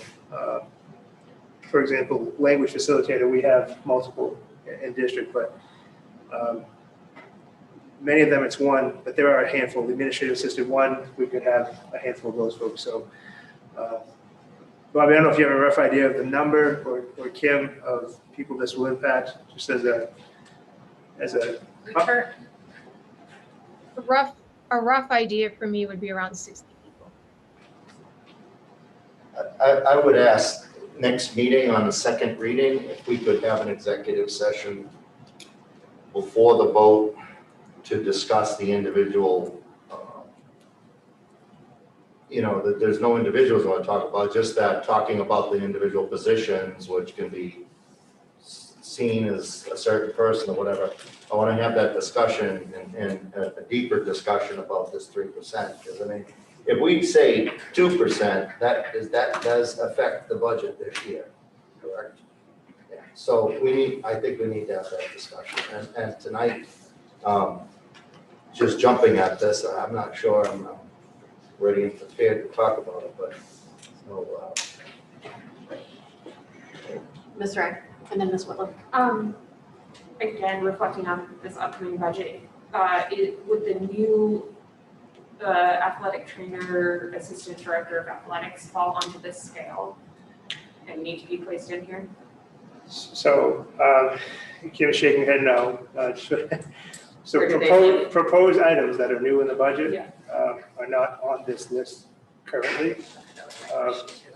But they ultimately will be placed appropriately.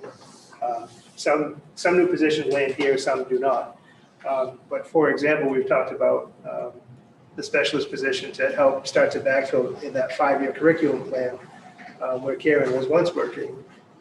That position, I don't believe, is on this list yet because it hasn't been approved and adopted by the school committee in the budget process. So once the budget is ratified through this committee, or are you saying once the budget is ratified through this committee, the city council, and the municipality? I would say once it's voted in is when those budget items that have been approved by referendum start to get plugged into where they belong here. Could we have an understanding, similar to Member Hoffman's question, of where they're landing on here, if they might be incoming?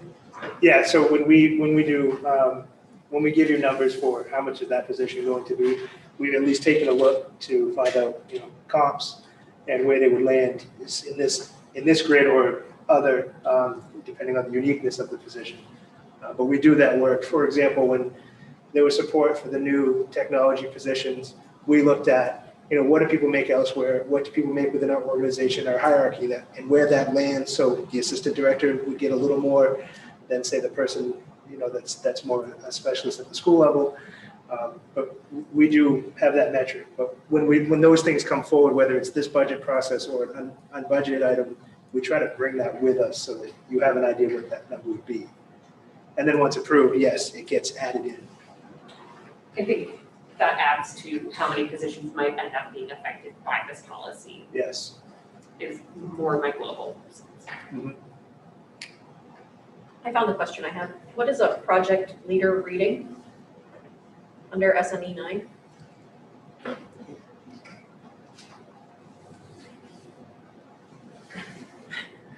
No idea. I don't even know what that means. That's Yeah, why it seemed my odd. apologies. I think there might have been a position there that should have been, I think there are some words missing for the full position. That's not highlighted, but. So we can check our notes on that. Yeah. There were some other things I noticed too, just so when you see some things eliminated, like we had, let's see if I can find it. There was a new school lead or something to that New effect. school coordinator? New school coordinator, that was connected back to the bar grant we got 4 or 5 years ago. So that position's not been with us for several years. So And I I would asked say for that that- to be pulled out. I would say that's probably the same idea with that project leader reading, whatever that position is, if it may have been tied to a grant at some point. So as we get, I'm still trying to work this out in my mind. As we get ready to finalize our budget tonight, to send it off to the city council, we won't even have a definitive vote on this policy, which will affect the budget. There's potential for that, unless we So have another meeting. basically, as a school committee member, I'm sitting here with handcuffs around my arms, whether I like it or not. I'm voting for a budget with 3% increases for this policy tonight. when you're voting for the budget that already has the 3% increases worked into it, but that doesn't mean you automatically approve the 3% increase. So you could approve the budget tonight, and then at the next meeting, you could say, I don't want the 3%, and then that would just, like, approving the budget with the 3% already worked into it doesn't tie you to agreeing to the 3% in this policy. Right. I just wanted to double check that that's the case. Yeah. And you'll be able to make, if this body chose to make changes, you'd be able to make those changes and then adjust the impact to the budget. Yeah, I mean, I think it would take some work behind the scenes from our accounting perspective, but that number of 3% can be extracted and Okay. moved, I would imagine. Okay. Bobby, are there any positions that are in this budget that are not filled, like the, Yes. like the, sorry. Yeah, that's not filled. I don't believe the school psychologist is filled. Is there a number for it in the budget where it's gone unfilled? No, we don't budget for the positions that are not filled. So the comptroller is not budgeted for. The psychologist is not budgeted for. Anything that does not have a body in it, we do not budget for it. That's up to you to decide. This allows you to have more flexibility to hire, like as an example, if the school psychologist, or the comptroller, if you chose to remove those, we would come back to, or somebody would have to come back to you and say, okay, we need to talk about this position. We would like to add it, much like we did the payroll administrative position. We'd assign a dollar figure to that. Let's say the payroll administrator position went away someday, we wouldn't budget for it unless there's a body sitting there. So by keeping them on this schedule, it just provides you with more flexibility to be able to say, all right, what we really need to approve tonight is the funding that goes along with this position. So just because they're here doesn't mean they're funded, if that makes sense.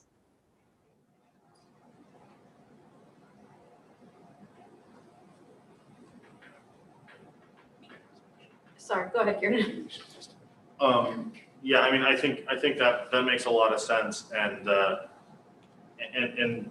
benefits of striking a position off of here, only to then potentially in the future have to then find a way to put it back on and do the work of where would it be in the schedule.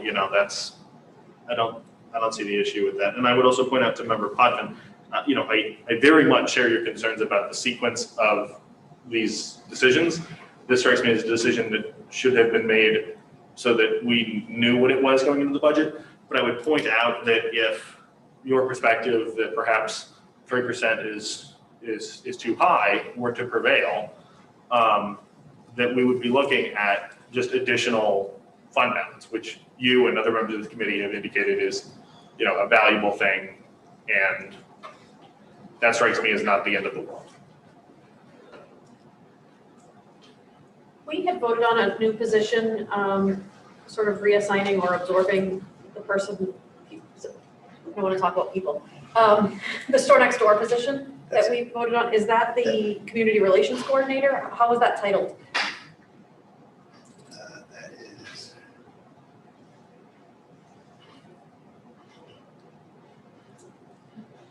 Student resource coordinator? That sounds right.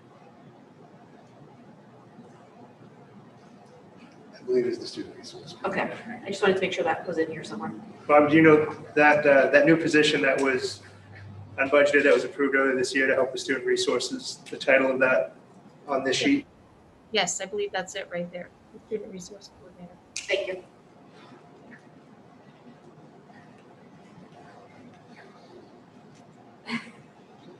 So it sounds like we'll be bringing this back. Do we want to scroll through any more as far as other edits? I know we're close to the end of it. Mr. Wright, I just want to ask Director Brown, and we give you direction on these weird questions we've asked. I feel like we put you to the ringer, so. Well, for efficiency, if there is any directive to be had, that definitely narrows the scope of making any changes or coming up with a different, not driven by percentages or anything like that. So if there are any further ideas or direction, I would appreciate it, but not necessary. I think for me, I would like to understand how many positions globally, and if new positions are approved tonight, how they fit in here. Understanding which positions on here are unfunded, not to take them off, but just to know that. Maybe a note on the policy. Like Like a note on the policy that says this isn't. I don't think it needs to be part of the policy, but I would just like that information. And then I would like to give consideration to, instead of doing 3% across the board, possibly looking at it differently, but I leave that open to others.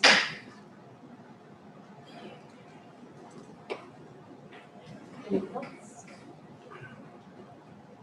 Oh, sorry, go ahead, Mr. Damon.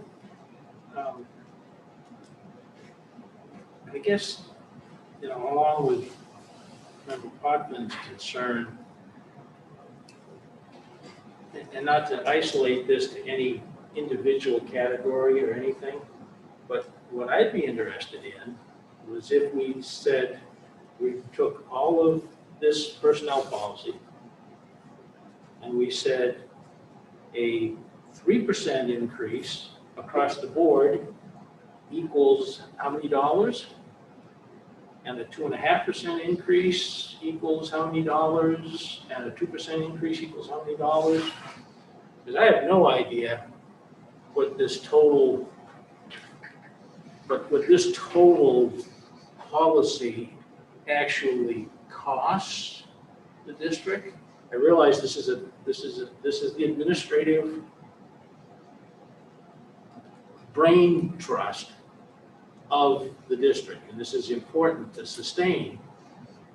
But it might be helpful to know just in a kind of a raw dollar number, is 3% worth $400,000 or $800,000, or what is a 3% increase on the personnel policy actually worth to us?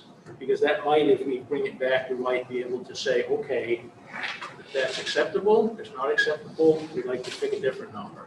And picking a different number without having a value assigned to it really is, to me, is way too arbitrary it doesn't mean anything. So that would be the information I'd like to see. Mr. Woodruff's comments. I agree with Vice Chair Damon that the percentages should be translated into dollar figures. And that would also allow us to be more, to be able to get our hands around what, if we started to tweak, like I'm suggesting, to put more of the money towards the bottom end of the scale. If we had it in dollar figures, that's an easier thing to do. And hypothetically, we could start to, this is something we presumably could end up being in a spreadsheet. And say, okay, well, if we increased sub pay, or if we made sure that, we were going to pay everybody at least, $15 an hour, or if we were going to try to make sure that hourly employees were getting something that was more like a dollar figure raise rather than a percentage raise. That all of that is possible to do if we have dollar figures, and not possible to do if we're just talking about percentages, because percentages locks us into this world where percentages is how we determine this stuff. And my suggestion is that shouldn't be. Can I ask a clarifying question, Kim or Bobby? Under the non-exempt employees pay scale chart, the third bullet point says, except as noted below, for the 2021-22 school year, all employees covered under this category will be eligible to move up one step. So in addition to moving up a step, which is a pay increase, they're also getting a 3% increase? That's correct. So they're getting 2 increases essentially. Yes. Okay.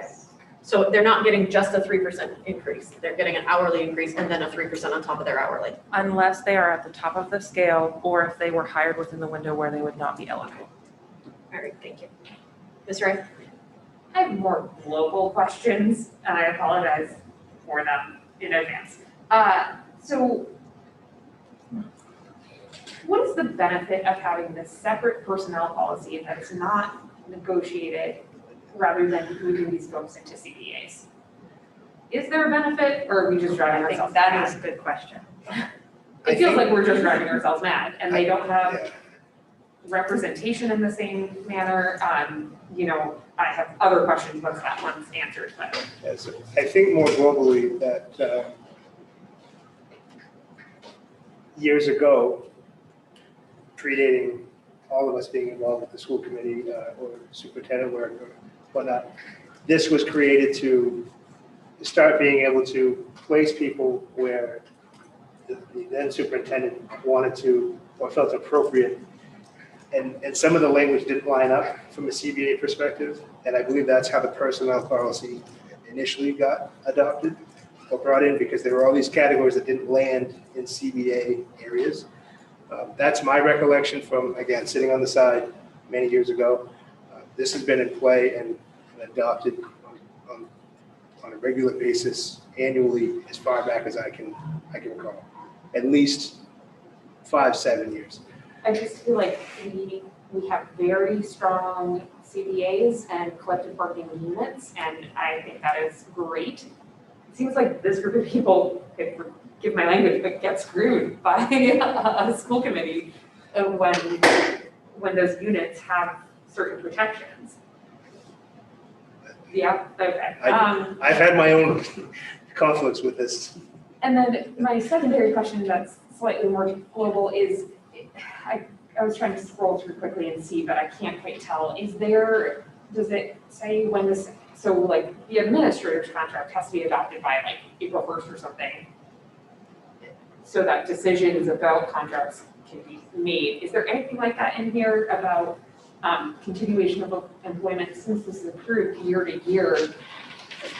Why are we not making the same decisions? Yeah, I think it's just an effective date. I don't believe it has to be.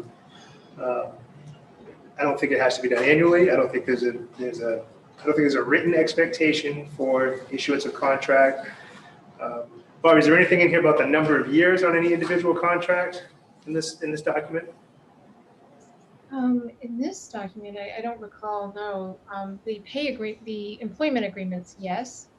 The only thing, the time frame in this document is the July 1st contracts and pay agreements need to be provided to the employee that belongs to this policy before July 1st. That's when the new fiscal year starts. Thank you. Mr. Bookwan. I share many of the concerns of Mrs. Damon and this department about the issues that have been discussed, but my main concern is the 3% figure and its impact on our negotiations with the educators. It's no secret I was brought on this board 4 months ago because of my lifelong teaching across the river. And across the river, which is my only comparison, they offer teachers 1.3%. If I hear as a teacher that some nameless, faceless bureaucrat that I've never seen in a building that's never come to see me or in my building is getting more of a percentage raise and he or she is making 2 times more than I do, I'm gonna go ballistic. And I worry about this carte blanche. Isn't it nice to do with limited funds? I don't want to change the budget. We've agreed on the budget. It's wonderful to have another administrator, but I believe it should be direct instruction. If I'm going to have my arm twisted and change a budget, it's going to bring up the standard of living to our lowest paid employees. I feel very strongly about that, but I think we're opening a Pandora's box on this. We need more discussion. We need to hide our cards maybe a little bit better. I don't know. Thank you. Mr. Majersville. I want to echo the concerns about this as a concept at all and encourage the committee to do anything that we can do. And truth be told, I don't know what power we have, but anything we can do to get folks out of this personnel policy and covered by union representation is a huge victory in my view. And it saves us this agony. It gives our employees better protection. It's frankly sort of absurd that this policy covers both our highest paid employees and our lowest paid employees. Some of the people who are most in need of organized labor protection are not getting it here. And I don't know what we can do about that, but I'd be interested in exploring that and doing everything we can do to move people out of this policy and into CBAs. Ms. Hawkins. My only question is, do we have any idea of what the most recent COLA was, cost of living increase? Do we have any idea what that amount was, what that percentage was? 3.2, I thought. Ms. Avery? I'm sorry, what is the cost of living for last year? I don't have that rate with me. I don't have it on me right now. That would be useful because it'll help us in figuring out, is this anywhere near or is this just pie in the sky? So I think it's Member Damon's question, we can put together an incredible spreadsheet that will give you all the costing with COLA increases for the last several years. We'll put all of that data together and it's really easy to do. It'll be really quick.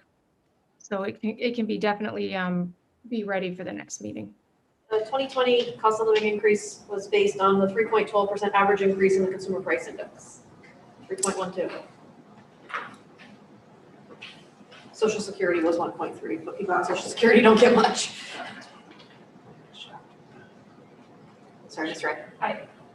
I just want to give credit to Director Brown and CA Avery for all the work they did do on this. I feel like it sounds like we just beat you guys up a lot on this, but I think the concept of it is just really bizarre and the timing of it is really hard. But I do appreciate all the work that went into this to make sure, and I know Director Brown knows her stuff, so I do want to give credit where it is due.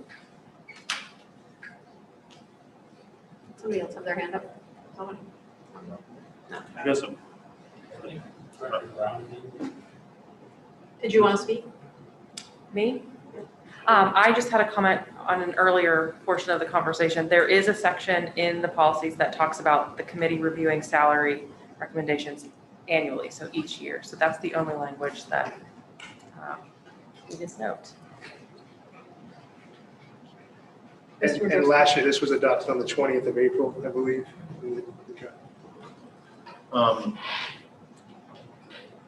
So this is in the agenda as receive and approve the first draft. I'm not going to make a motion because I don't intend to vote for it, but I'm wondering if someone who does want to vote for it wants to make a motion so we can move forward. Oddly, our rationale says that there is no motion required, which doesn't necessarily align with the agenda. Yeah, right, there should be. See that, didn't we, when we took it out, as the agenda item? That seems fair. I would make a motion to receive the first draft of the personnel policy. I'll second that. Further discussion? Mr. Venturis-Cole? With the different language, this is just an acknowledgement that we've received it. I'm willing to vote for it, but I do want to emphasize that that I have major concerns and it needs significant changes before it's going to get my yes vote for approval. That's the purpose of the first draft, though. If we receive it, but we don't approve it, then when it comes back to us, it'll still be the first draft. This is the first reading, so we receive and we approve the first reading, knowing that there's going to be edits. We're not actually approving it, we're just approving what was presented tonight. And then the second reading is when we would approve or not approve it. But if we receive it and not approve it tonight, when it comes back to us, it will still be the first reading. From my perspective, that's fine. But I would also point out that part of the reason we have two readings is not for our benefit, but it's for the public's benefit. That in theory, what we vote on is the first, when we vote to approve a first draft, that should be what we're adopting, subject to then, hearing from the public. But that's the reason that deliberative bodies have multiple readings. It's so that, not so that we can do the whole process twice, but so that members of the public have an opportunity to review what we're planning to adopt.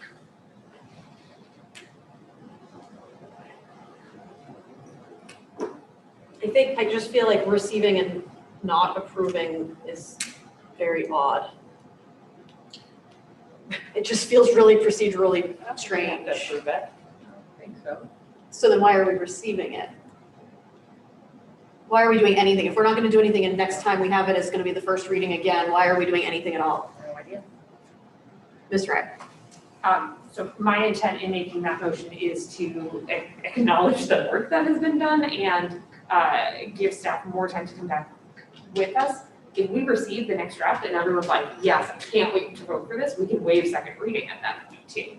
I think We haven't gotten to the public yet, first of all, so I'd be curious to hear what folks have to say about that. I think also when it shows up in the paper tomorrow is my guess, we might hear more commentary, and so maybe we'll have a better strategy for approaching this, since it seems unwieldy, and folks want to have a lot more discussion. So that's my intention in making that motion. If folks don't agree, that's fine, and they'll vote it down, so. I hear a number of conversations and discussion points and data that we can bring back, but what we don't really have right now is guidance on what the next step should be for Director Brown. We just bringing these things back to you without the next document, maybe an executive session, because we could get into personnel specific conversations to then have a more clear picture to create a direction for the next draft. Because right now, if I met with Kim in the morning, I don't know what I would say to do next other than let's pull this information that was requested so we can provide it. But I don't have a clear picture on the scale. And I will also say that there are people within this document that are very specific that have said, you know, I've worked very hard for a very long time, and I want to be a champion for their efforts and their work too. And so part of the conversation for tonight is, well, let's shift all that to the most needy. But we're also, those are competitive wages within this. These cost of living increases for those positions do occur elsewhere. I want to just put in that caveat that I'm not opposed to doing the work and bringing back something that the committee wants to agree to. I also don't want to lose some of our folks that are leading the initiatives of our district because they're like, I don't even know if I'm going to get cost of living increase at this point in time. So I just want to put that out there. So whether the vote goes one way or the other, I'm actually fine with doing a first read later or just say, take that and bring it back to us. But I'd want to expedite it for those who are listening to this conversation because it impacts them directly. Mr. Driscoll. So I have a couple of notes on that. It strikes me that the committee has policy decisions that need to be made. And so what we're probably looking for from administration more than anything is just the information that will allow us to then go through those deliberations and make those policy decisions. So it may be the case that really all we're asking for is, aside from I think there were a couple of cleanup things, you know, we're talking about information because we're sort of flying blind, and let's get some information so that when we do our deliberations and our amendments, we can have something to base it on. I would also say for the purposes of both the public and for my colleagues in the committee that I am not necessarily asking for anyone to have any reduction in what they're receiving under this. My priority is to provide more benefits and more compensation to the people who are just scraping by and really not making it. I don't think anybody should be working for Lewiston Public Schools and having to you know, be in this sort of horrible crunch that I know a number of our staff are in. And in recognition of the fact that some of my colleagues on this committee are much more reluctant to just sort of increase the total dollar figure. If what we have to do is keep things within a dollar figure, I'd like to shift the dollar figure. But my preference would be, let's just keep what is proposed, but also add compensation down the scale. If we can't do that because the committee won't support that level of spending, then I think we have to talk about shifting. Ms. Wright. I think you cited one reason why the committee might not support that. The other reason may come from our friends on the negotiations team because of a difference in approach. So I just want to be clear, there's possibly two reasons why that would work. And I'll give a third reason. I just think this whole thing is a little busted up here. I think we need to fix it. We need to fix the process of how this is being presented and how it gets addressed. We have to be able to create a timeline. We have to categorize these positions. For us to have a whole sheet of non-existent positions, to me is, I've never seen that before. That we should be addressing these positions. We don't need them. They shouldn't exist, and move on and not muddy the waters. We've got to come to a reasonable agreement of how we address increases to this group, who's in this group, you know, and how, and so there's just a lot to the process that I think I have to have the discussion for. And in order to have that discussion, I'm gonna be talking about specific positions, so I think besides what you come back next week with more information, cost of living number would also be helpful. You know, we also need that executive session to dig in a little harder on specific areas, so that's what I'm looking at. Just for a potential perspective shift, you're suggesting that if the positions aren't filled right now, we remove them, is exactly how we ended up without an assistant superintendent position in that scale, which was something that you didn't like, that we didn't have a space for that.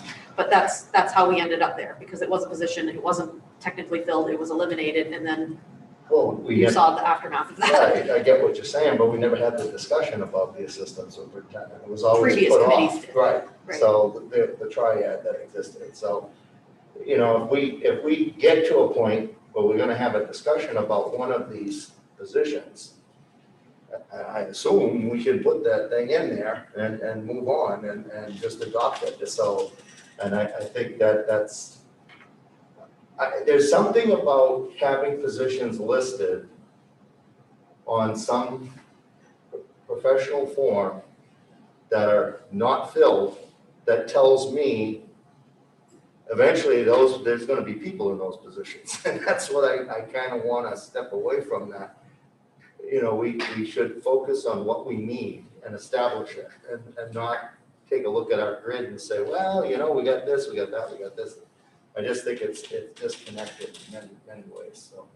I like this, a deeper discussion. I mean, in terms of direction, you pretty much mentioned it, you know, for us to get more information on the specifics in the process and dig into the individual positions and how we get there, and then to address the process of what figures are we talking about here, and how do we address that and stuff. Ms. Ray, and then we'll go to the online attendee whose hand is raised. To Mr. Trotman's point, I think if we adopt a position into policy and do not fund it, there is a disconnect there, because we should be talking about these positions as part of the budget, and that's what's happened over the past, oh my gosh, how many weeks? 8 weeks, 7 weeks? Where department heads and directors have come in, made their case. We've gone through that budget deliberation in a strategic way, so why would we preserve it in a policy document if it doesn't exist in the budget? So I'm with you on that one. And if I may, the idea that this was adopted April 20th last year, I don't know if that's the same year as prior, but April 20th will fall typically after not only this group's adoption of the budget, but the city's. You know, just before, it would be in the intermediate. So the timing of it, I think, warrants a look. Sorry, I'm like, yeah, you're nodding at me. Sorry.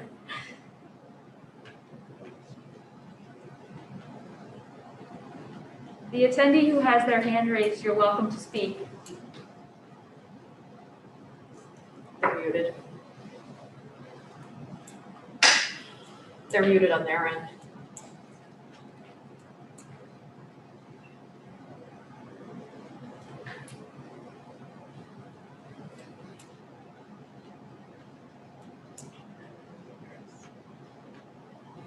LGKB 2017, did you have something you wanted to add?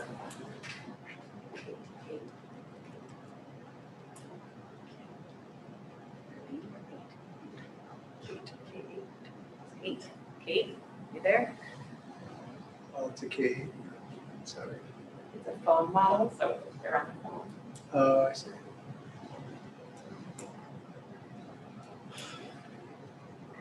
Assuming they raised their hand unintentionally? Or they're on a phone and don't know how to unmute. What is it, like *8 or *6 or something that people push on a phone to unmute? I don't know that one. There's something when you're on a Zoom from your phone that unmutes you. The internet says *6. Is that what it is, *6? That's what the internet says.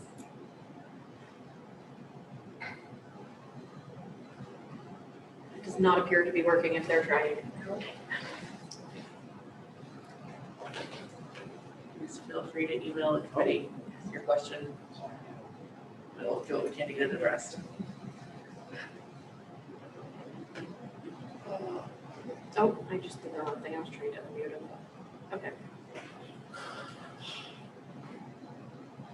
I just moved them back in, Karen, and I don't know how to undo that. I didn't mean to do that. Okay.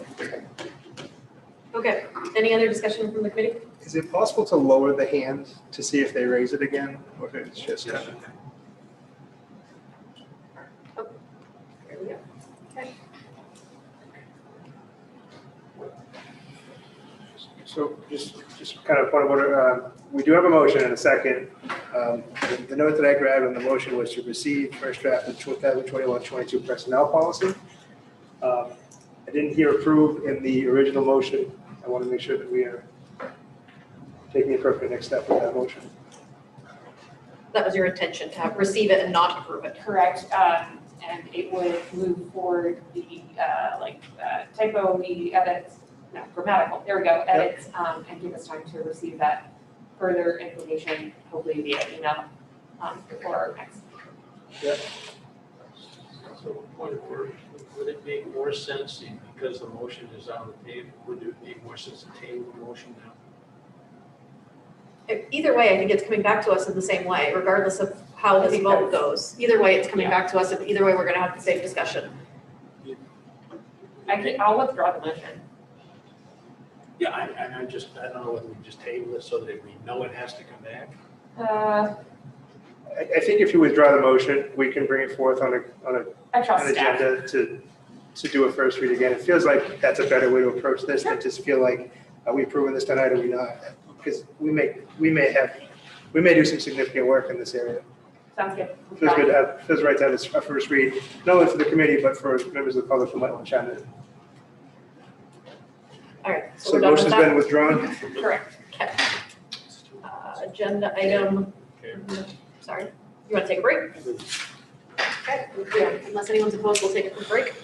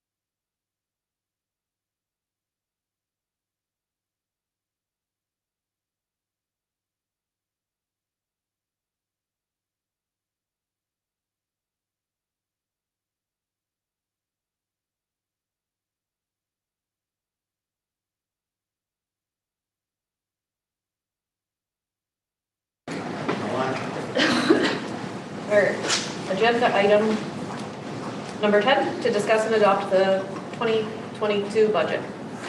And Superintendent Langlois will present. All right, so let me go to my screen share here in 1 second.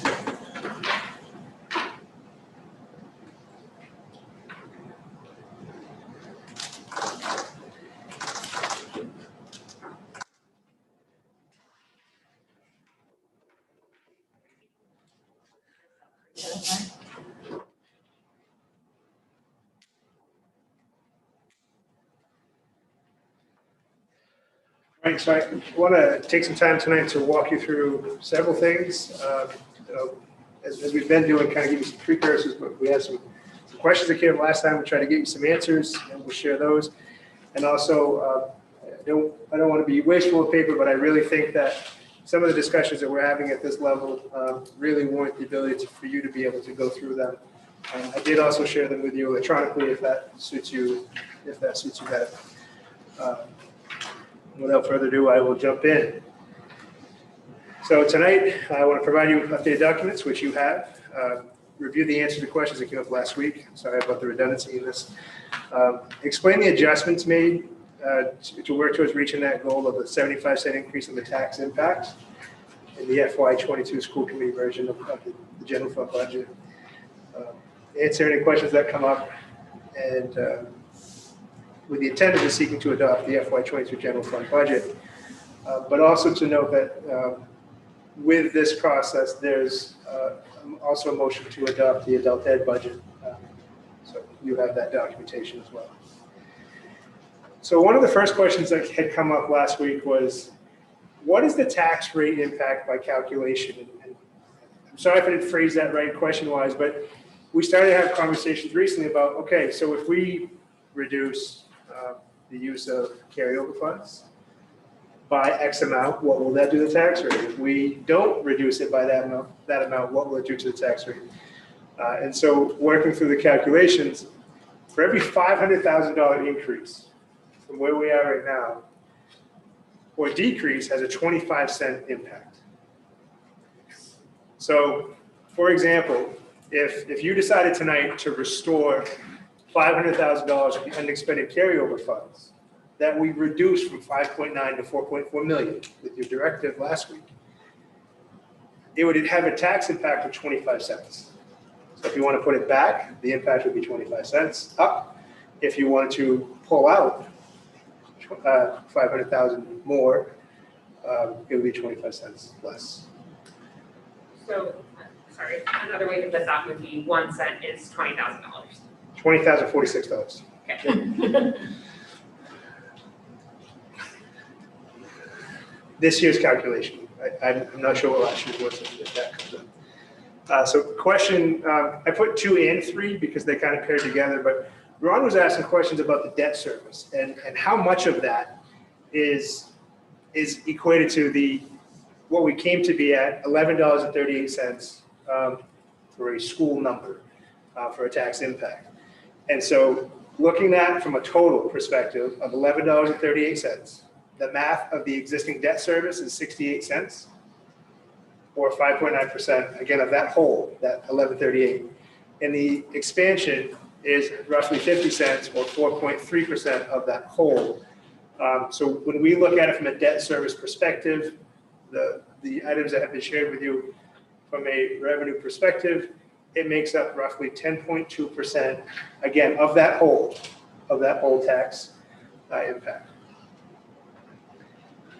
Sorry. Sure. It was hard to put to a slide to say this is what I think you're asking. The 1138 Yeah. is the school's portion at 75 cents. So I'll walk us through more details around how we get to that 1138 as far as a total, looking at last year's number and then the increase. Okay. And how I work to get down to what you all established as a goal for me. Okay. So the challenge, kind of piggybacking off of your question, remember, right, that getting to that 75-cent goal from the general fund was a significant challenge. I know I've said this numerous times in this process, but it was a challenge to go from 105 to where we started with the superintendent's budget. It was a challenge to try to find the dollars in relief funds and what qualifies. It was a challenge to figure out what things and how narrow the scope becomes when we're trying to preserve at least that 50% threshold, so we're not creating that cliff that we can't, continue to work away at in the next couple of years. So ultimately, through the work that we were able to do, we got to 78 cents. If we went further, is my take that we would have started to get into things that you had said you wanted to preserve. So whether it was the fund balance at a certain place, whether it was maintaining levels of supplies and things of that nature. So there's a really small threshold from what I feel was your direction and what I was able to do. So the direction was get us down around 75 cents. I was able to get us to 78. So reallocations, these are the things that with the new information from the relief funds, which for the public to know, when we first started this budget process, we did not have the details we needed with the latest 2 rounds of relief funds. We knew 1 round was coming, we didn't have details, and then subsequently the 2nd round, we know the details on the first.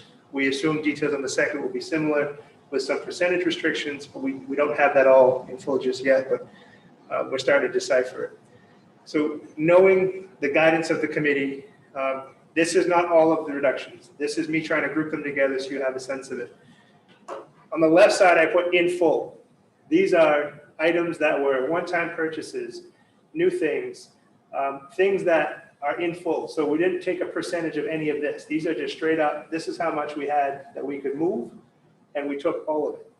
So we have 4 ELMS teachers, blended math position, which actually lands at the high school, restorative practices at LHS, store next door ed tech, software, mobile hotspots, professional development, printers and laptops, network wiring, server room upgrades to, again, support our models, and a project manager. These are all things that if we carve it out this way, in full, they do not exist in our general fund. If we take this adoption forward, or if we adopt this, those items will be relief fund specific. And as a reminder, we have 2 years that we can do that. But at the end of that 2-year window, is if we don't build that out, we will be looking at shortfalls. The in part section, this is where we talked about, or I worked closely with Bobby, with input from Karen about what are some other things that we can do within the rules, being mindful of the direction of the school committee, but also that are permissible. So legal fees, we grabbed $38,000 as a reduction. This was a proposed increase in legal fees, and we grabbed it in that sense that if we look at how we might mitigate that from a COVID relief perspective, we may be able to do that. Interpretation services, not the whole, but 38% of it. And part of that thinking is, hopefully, we're not in a pandemic and we may have less use for that. If we are still in the pandemic and we have that remaining increase in need for communication using interpretation services, it would certainly apply to relief fund usage. Tuition reimbursement, there were some increases there. We returned it back to the $4,400, and I put per school, but that's the rough carve out, by area. COVID-related custodial costs, 16%. That was a number that we were, as we got closer and closer to where we needed to be, this is a number that we felt like we could articulate from a COVID relief perspective that the additional cleaning, things for cleaning after remediation settings and things of that nature could again be absorbed. Instructional supplies, it was pretty clear direction to please make sure you maintain that 50%. We worked to that effort to do that. And I put book lines, but in your materials, you'll see in detail books and periodicals. We did books because we know we can purchase books with relief funds. Periodicals, I don't have a clear answer on that, but those are more like magazines and things of that have subscriptions to them that are in our schools. So we left those pieces alone. So from a document review perspective, whether you have paper, it's on your screen. I just want to walk through. The first sheet you have in this packet is the revenue budget, and I just want to walk through so you can see the different work that we did here. Going down, you can see what we've talked about numerous times in the debt service, the local and the high school. The additional local allocation. Bobby, I have one here in my printout, 1.5. That's 1.576? That's correct. That's with the $1.5 million fund balance that we shifted based on the last conversation. So that what you're seeing there is that metric of going from 5.9 to 4.4, which you see further down under the surplus carry forward. So I apologize for that. Additional local allocation is 1.576. Working down, you can see the state subsidy and what they have pledged to provide. The surplus carry forward at 4.4 million, which again is backing off the 5.9, which allows us to leave that money in the bank or at least have discussions about how it might be used. The miscellaneous section had no changes, and ultimately you can see the revenue budget of $92,322,684.76. Sorry, just at the top of this page, it says this is dated February 21st. Yeah, it's a workbook. I just wanted you to have a paper copy so you can see. So the adjustments that we have talked about have been made in there. Okay, so this is recent. Yes, yes. Thank you.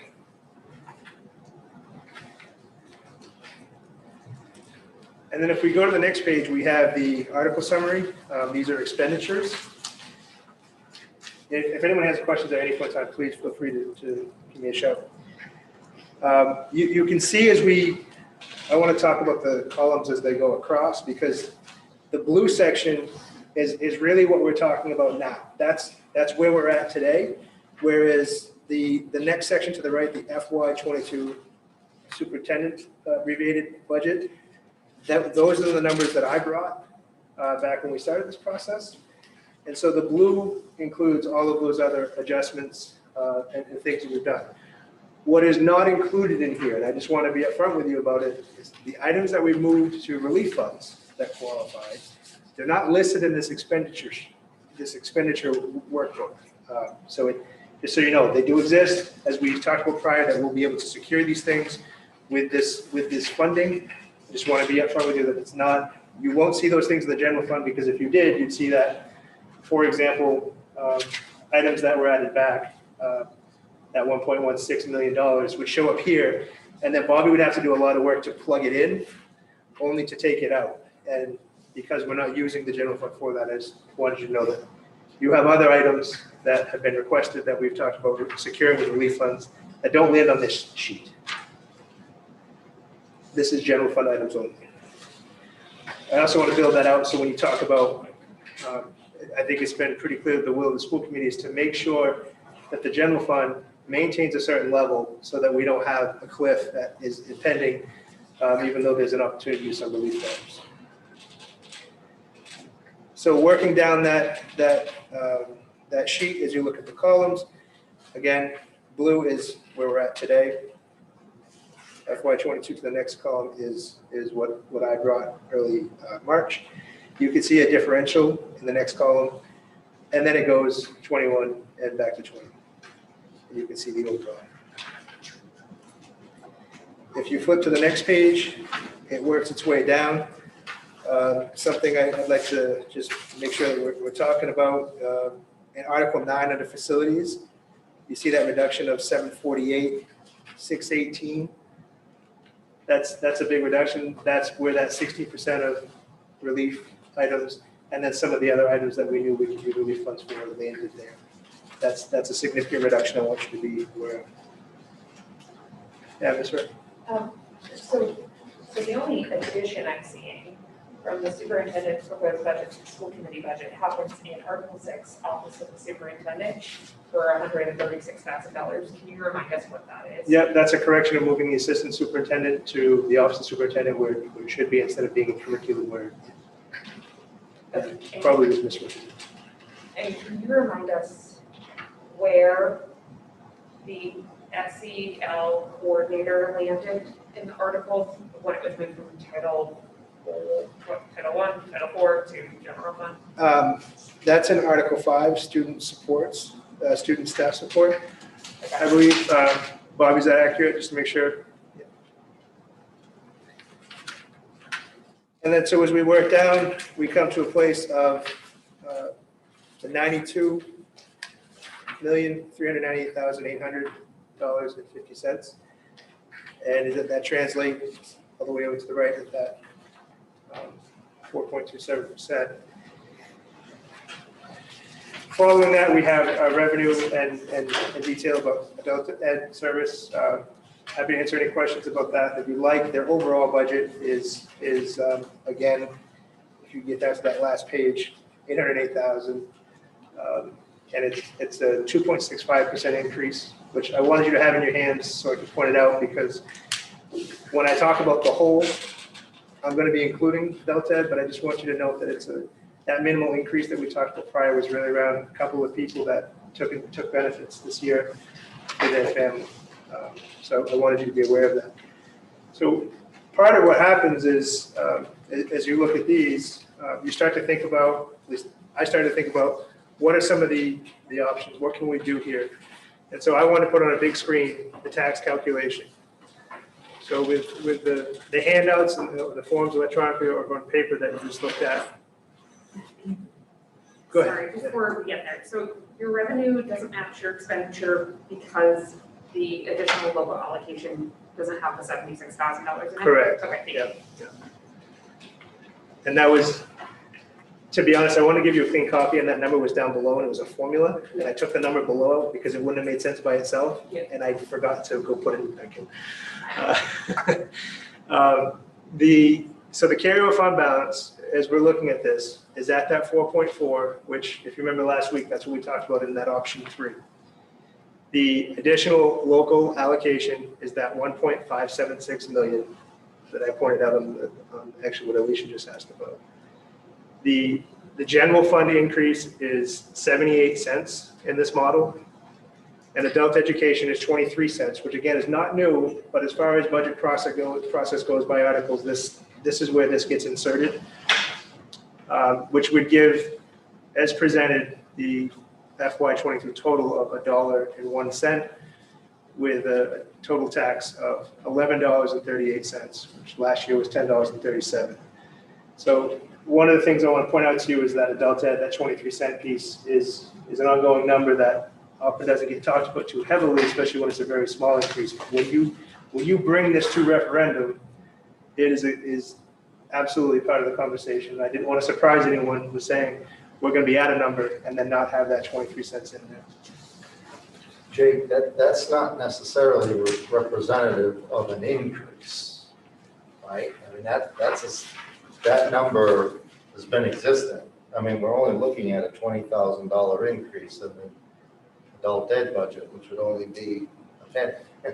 So no, that's why I put not new, because that's the whole. So this is the full tax calculation, not the increase by adult ed. Right. So that's their total representation of how that cost structure is broken. And that 23 was realized last year in taxes. Absolutely. Already. Absolutely. So it's not an increase in addition to what's already given. Correct. That's part of that. That's part of that. It was, for example, last year, that 1037, that was already part of that total. All right. I just want to make sure that we weren't talking about tax rate specific increases and not including that 23 cents and making people wonder where that 23 cents came from.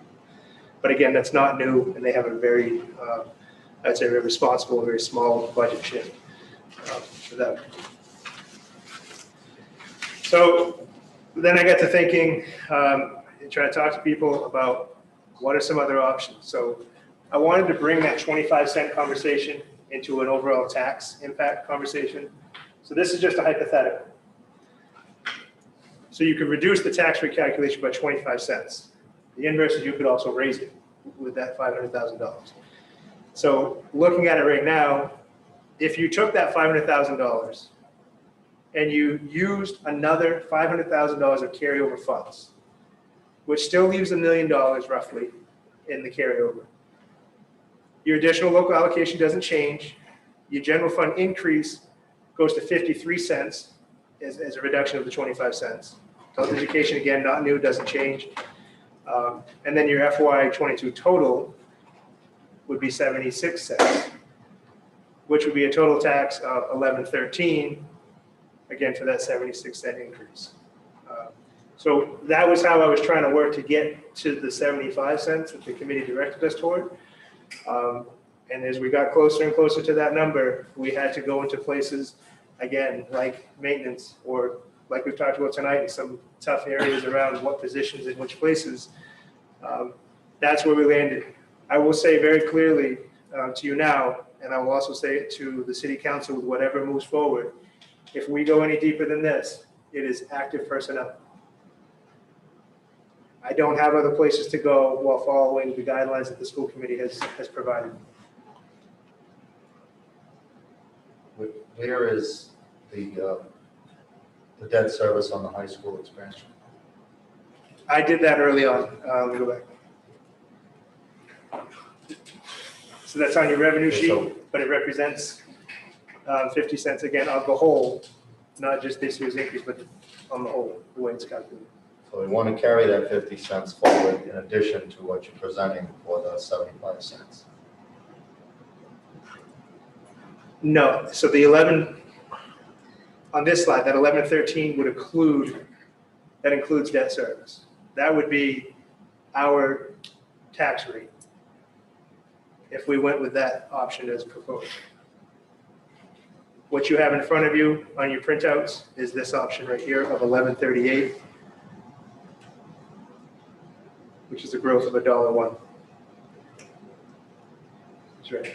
Just for context, I, during the city council last night, made a school committee report, talking about what the motion was that we adopted last week, and that would be presented tonight. And so, while I am in favor of this calculation, I think the way we talked about it last week and the way I presented it, and no one asked any questions about last night, was the another options like this one. Yeah, so just for clarification's sake, I think this is what folks are expecting. And I guess I want to also say that, you know, when we talked about options and knowing we could get to certain numbers, some of it shifted with other guidance. You know, don't go more than 50% of certain areas like supplies. You know, if you need to go there, but don't take 60, 70%. I want to maintain that amount. So without crossing those thresholds, that 78 cents was all I was able to do. But to get us closer to the 75 was this one. I will say, I do think we will have a healthy carryover this year because of the impacts of the hybrid plan and some savings and some things that have happened throughout the year. I think we'll be looking at a healthy carryover. Using more of it doesn't make me as nervous as it did earlier in the month or last month. Can you go back to the other screen? Sure. Sorry. Okay, I see. Yep. And the slide we had looked at last week was 75 cents.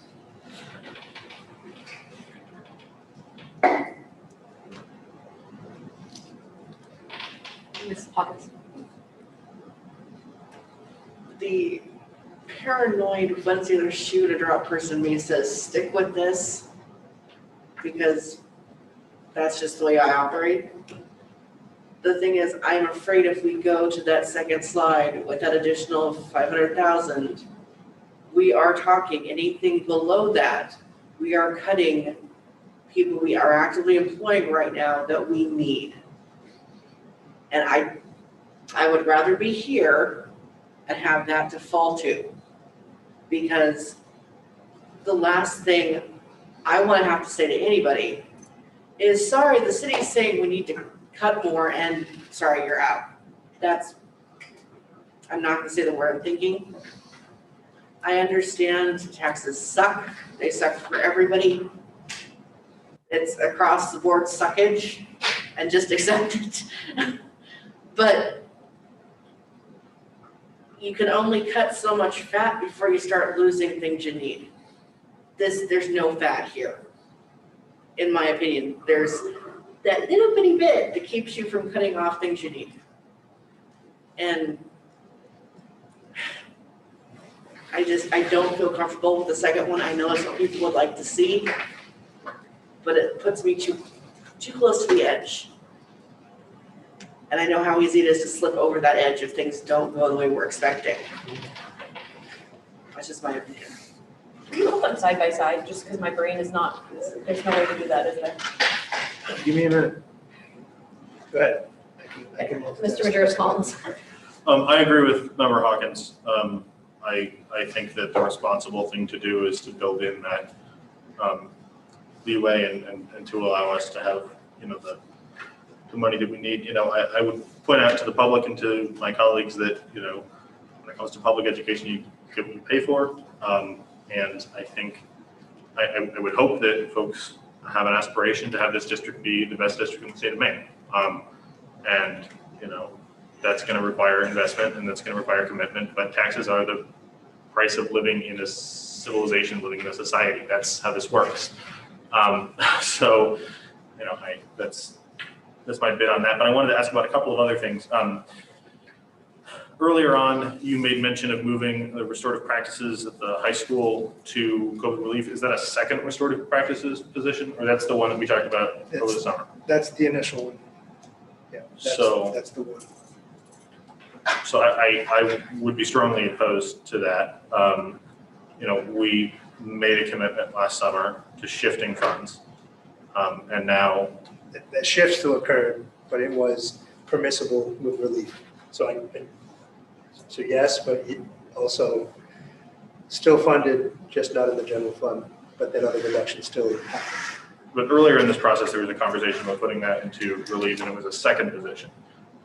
Is there a second position also in relief now? So now we have two in relief, or are you just talking about having one in relief and that's just all we have? So we had talked about doing multiple and also SEL positions. I haven't itemized all of that yet, but as far as the general fund is concerned, it's a reallocating that elsewhere. If that makes sense. I have concerns about that. I also wanted to follow up on Member Ray's question, because I'm really having a hard time seeing where in this budget the SEL coordinator is in the general fund. And we took a proactive vote to put the SEL coordinator into the general fund on purpose, and I don't see it. So it's in Article 5. It's there. It's not showing as itemized on this because it's a summary, but it is. Bobby, I don't know if you can confirm, but I know that we were very specific that we did not want to move that into relief funds.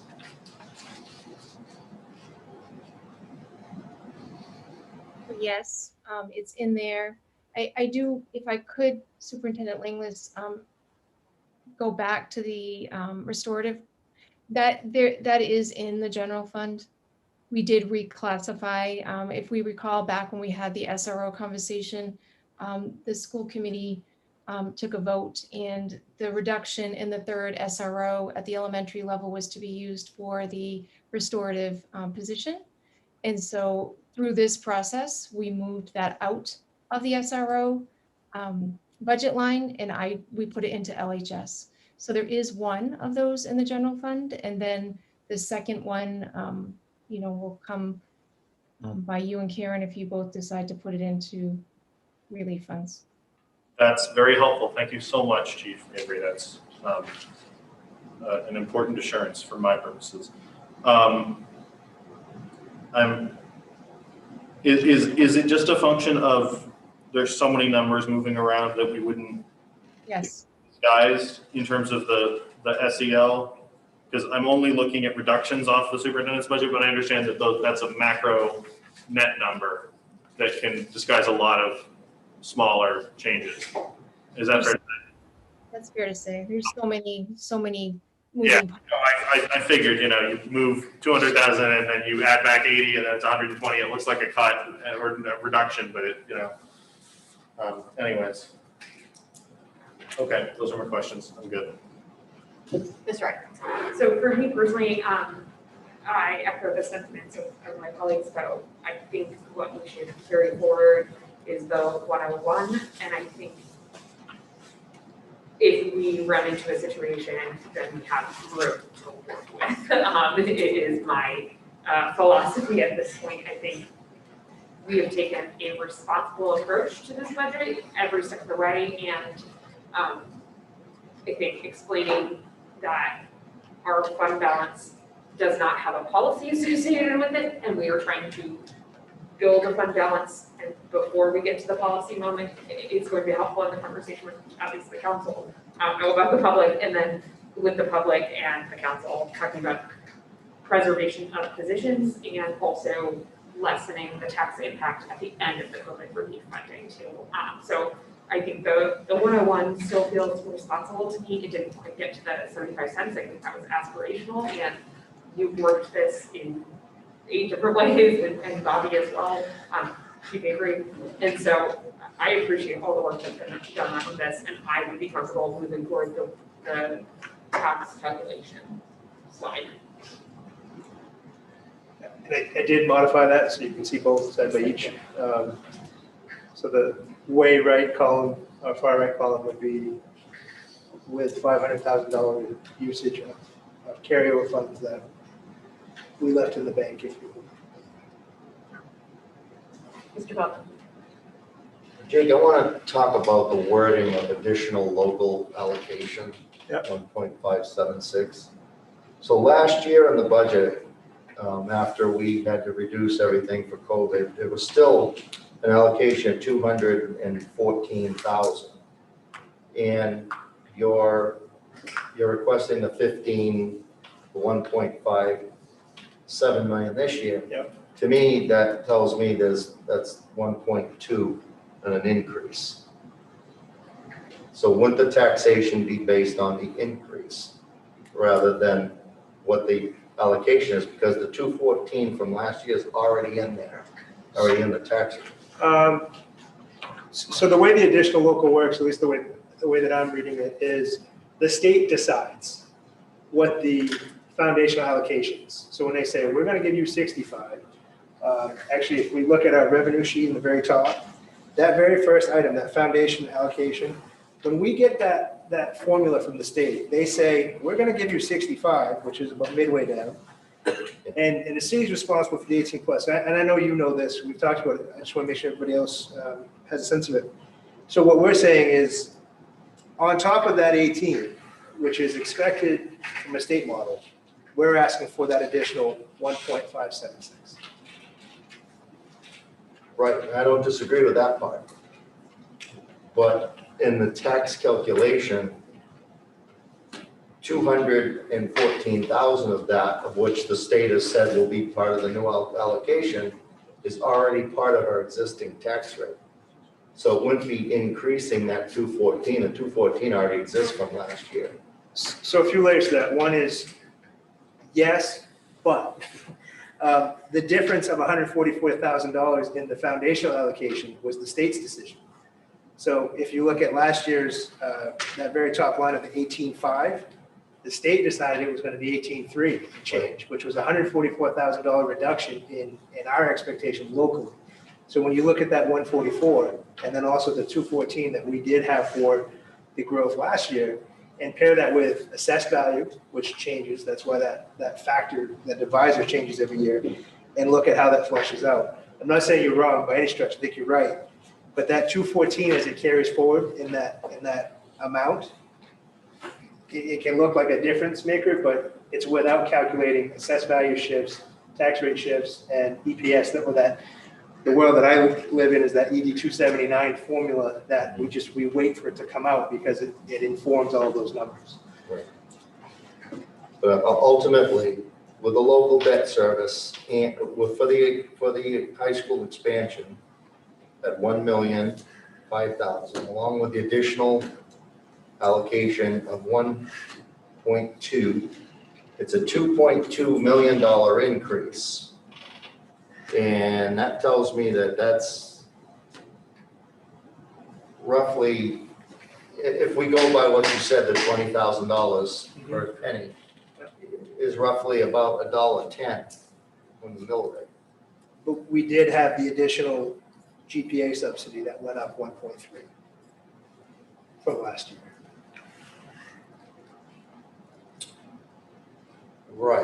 but that takes away from the total cost expenditure item. It doesn't affect the revenue line item of what we're increasing in taxes. I mean, we're in the general neighborhood. I mean, I'm comfortable with the number. I don't think it's exact to the penny, but I think, somebody needs to take another look and get that exact, because I do think there's some variable in there.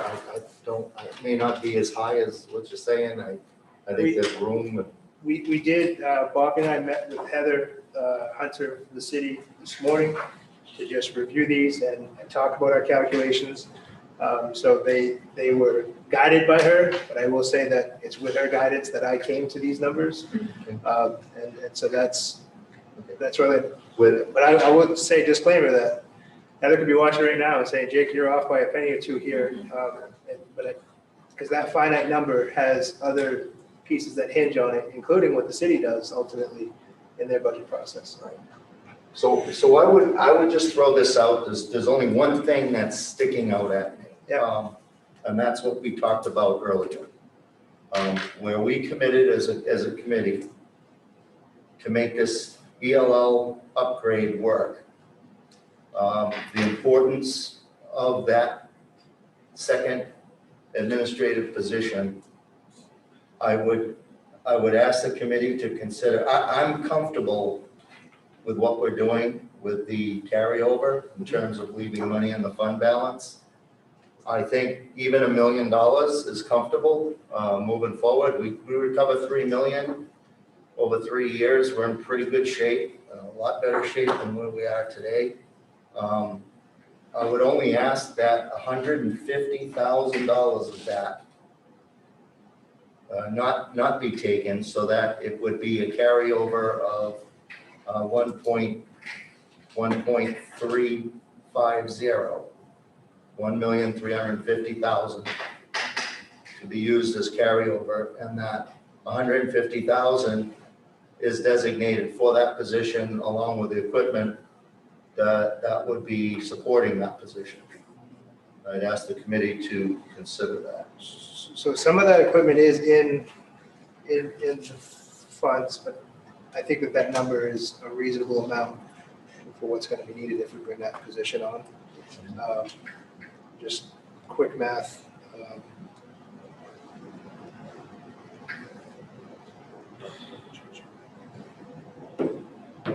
On that 150, it would be about 7.5 cents. Add on. To have that. And I say roughly because when we move fund balance, it skews like a 5-level equation. So it's a rough number. That's right. But Sorry. that shouldn't add anything. It's coming from the money in the bank. We're not asking the taxpayers for anything. It's coming out of the 1.5. I thought you wanted to add it to. No, you want to reduce the 1.5 carryover, 1.350. I see.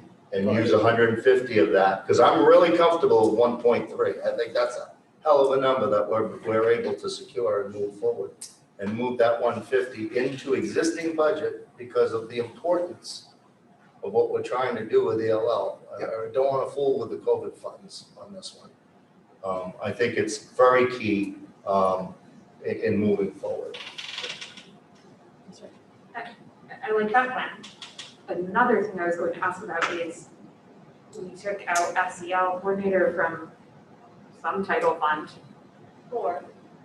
Okay. I kept saying one earlier. From Title 4, are we now reallocating that? I think it was 108,000. Yeah, so Title 4 funds are not part of this general fund conversation. Right.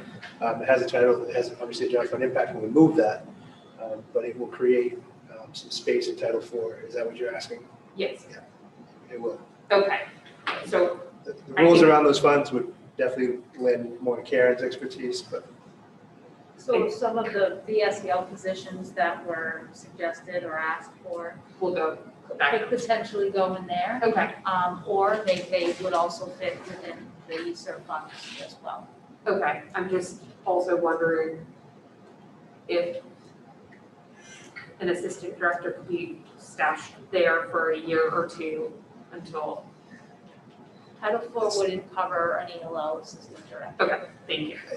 So I think then Member Poppins' route is the way to go, in my opinion. Yeah, and I'm just kind of reading the crowd here. If there's a semblance of following to use carryover funds for that position, which, again, this was part of that pulling of hair and deciding what we're going to bring. I would be hesitant to put it in title funds because those are the things that we're trying to correct from an ongoing basis to get out of title to put in the general fund wherever we can. Cool, thanks. Mr. Rogers, comments? I would support Member Poppins' plan, but would also ask if he and others would potentially entertain using 100,000 to have that land at 1.4 and 50 be raised from an additional 2.5 cents. Why? Just because we came into this from a perspective of trying to make sure that our carryover was strong, and I think that it's worth having a little bit of skin in the game from a tax standpoint in terms of supporting this, and just everything we can do to make sure that that carryover number is as high as it can be sets up Superintendent Langlis and anybody who's here next year for greater success down the road and puts our district in a stronger position. So it's my suggestion that that's just a little bit of a tweak. At this point, you've got a presentation, Jay, right, that shows this $1. Yep. And Heather's on board with this. Yeah, when Bob and I met with it today, we looked at the account summaries with levels of detail and made sure that the math was, this is the math. I think at this point, to be less confusing to everybody, the council, the public, and everybody, what we do internally as far as shifting fund balance to pick up that one position doesn't change this. No, it doesn't. It doesn't change this a bit. So to me, I think this should be the presentation. I would hope that the council would support us. I would hope that the public would support us in this. And then if we decide internally to shift fund balance to do what Ron and Karen would like to do, it doesn't change this. This is what we need to sell, in my opinion. Because it still leaves us with a strong fund balance regardless of how we move stuff around. And to me, this is something that we can present, defend, and, hopefully carry the ratification with the public. Trying to screw around with it for 2 cents here and 4 cents there just looks like that looks like nitpicking to me. I think we should stay with this plan. Heather's on board with it. Do you think that the council is going to be receptive based on what you've heard? I heard no feedback to what I presented as fact last night as what the motion we took up last Wednesday was. There were a couple smirky head nods, oh, we get your reasoning, but there was no direct feedback. I think the 101 passes the straight face test for what was requested of us, the actions that were taken by staff and by us, and moves us forward. And then I think you're right. We should handle the assistant director maybe as an unbudgeted deal thing later. We have the fund balance if we need to do it, if we feel we can do it. And I think that's, and we still don't know, and correct me if I'm wrong, Bobby, we still don't know exactly what this year's fund balance carryover will be, right? You're right. That's correct. We know it'll be healthy, It should. barring it some should- other it should- catastrophic Should thing. help us going forward, so. Yes. I think we just run with what we got. I think, I really like this 101, and I think we just run with it. Let's run with it. And then would we make a motion after we approve this to approve I think so. another assistant director position for ELL, so that, or no, I don't know. I don't think a motion hurts, just to Okay. solidify it. But I think what I'm also hearing is find out how to do that with this, and it might be moving something else into relief, what have you, to put that in the general fund instead. I mean, I can do that work, as long as I have that directive. Could I ask a clarifying question? Just because I'm going to prepare the legal documents, the warrant, which is based on articles. So I'm curious to know the timing of that adjustment. Would that happen before the city council voted? As far as making those adjustments? Yeah, we'll have to make an addition to Article 1 for ELL. And then I will have to get back to you as soon as humanly possible. What other article is going to be adjusted to reflect that?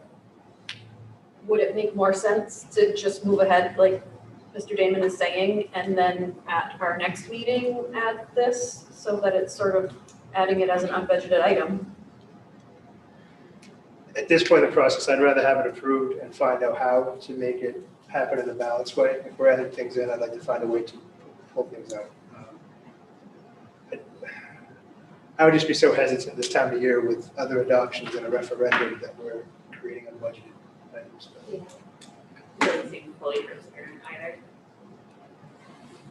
Well, I mean, we're talking about it right now in a public meeting. It's pretty transparent. Yeah. Yeah, but there was a process we followed for all the parking lot, Right. and so it feels weird. To me, it feels like a vote that's a directive of Jake would, prepare your presentation at the $1 for next Tuesday night and work with Bobby to get it in the detail, the summary, as the second act to make that happen. Mr. Gerson. So we're gonna stick with $1, which is fine. Then I think that we should adopt Member Potvin's proposal directly and not worry about directing the superintendent to find things or shift things or whatever, and just say, we're gonna take this out by Reduce the fund by balance reducing by the fund that balance. cost. Exactly, yes. So I guess make a motion to that effect. Second. Further discussion? I'm on the budget at the moment, not on that motion, not on that. This is an amendment to the budget. Well, is there a motion for the budget originally? No, not yet. I don't think So your motion stands as the main motion.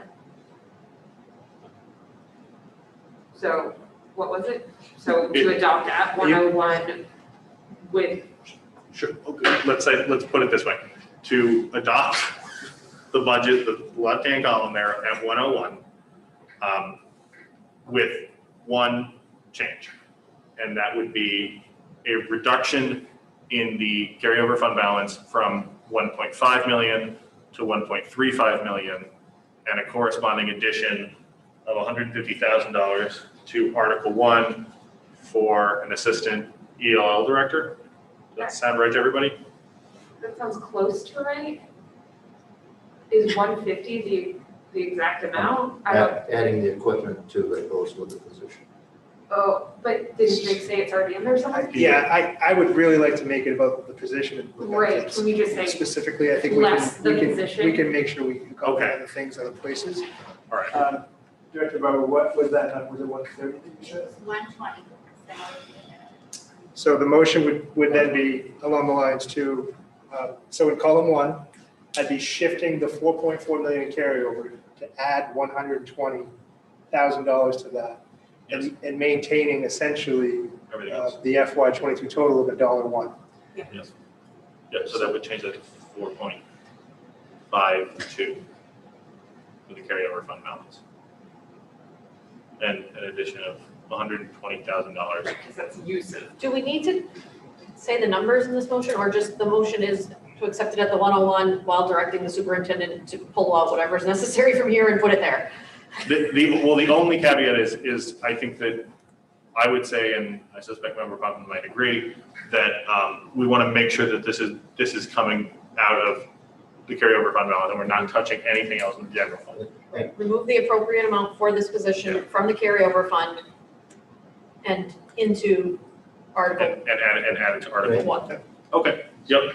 And I think it's important that the exact number of the carryover is there, so the council and the public can see we're carrying that number, and the 120 taken out of there leaves 1.38, and that's sufficient, and you can work around that.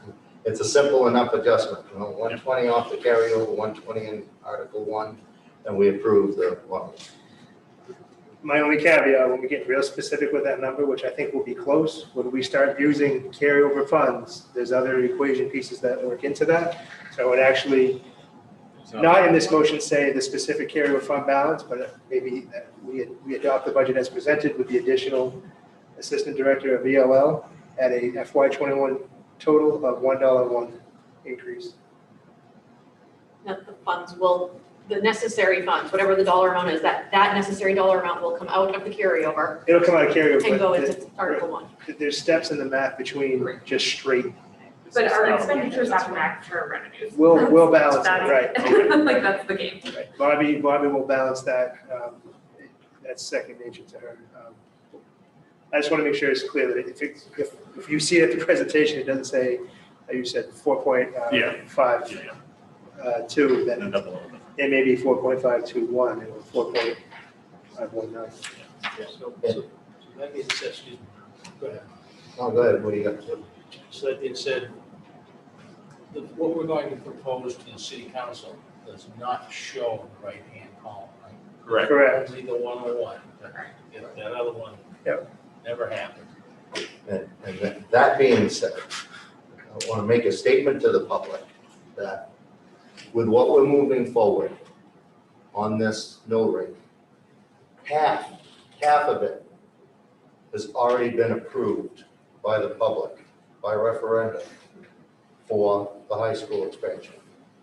So we are, in essence, moving forward with a 50-cent request that addresses a $3 million mandate from both state and federal that we had no choices on, and addresses our improving the system for our most vulnerable and creates our remedial systems that we need to recover from COVID. So, I think I can fight that all day long. I mean, I think it's a reasonable number. 50 cents, the 50 cents already been approved for the debt service, so I can move forward as long as I can articulate it and the public understands what's in this dollar figure moving. And keep in mind, we did not ask anything last year. Things that should have been done last year, we bypassed. So again, the 50 cent even covering that. I think it's a reasonable request, and I'll be voting for it moving forward. Ms. Wright. I just am so appreciative that we heard from ELL tonight and about the needs, and that folks are recognizing that with more staff at a educator level, the support is needed, and I'm really pleased with how this is going to work out and how this is going to serve our students. Encourage everyone to support it, and again, I think carrying forward from this vote tonight, if unanimous, I think that puts us in a really strong position with the council and then with the public. Mr. LeBlanc. Well, I'm giving a ground level view on how politics works, where there is part of the bill that I firmly endorse, the 101, and there's part of the bill that I have very much concerns with. The extra administrator, it should be no slam against the ELL program. They're doing wonderful work that I've seen, but I still feel for that amount, you could hire 2 more teachers or 3 more teachers, and they could get their fancy office equipment down to the share center. So I will be voting for it, but not totally supportive of the extra administrative position. Again, for the people here, public of course, it's no slam against the program. I know there's not enough of you to go around, but I want to see direct implications, direct instructions to the kids. Thank you. Ms. Hopkins.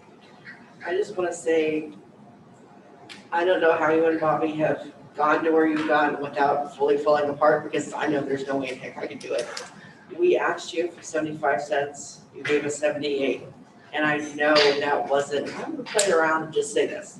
I know that's not what happened. This budget has been a serious eye-opener for me, because this is way out of my wheelhouse.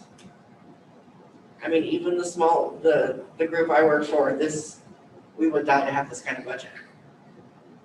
But what we would do with it would be entirely different.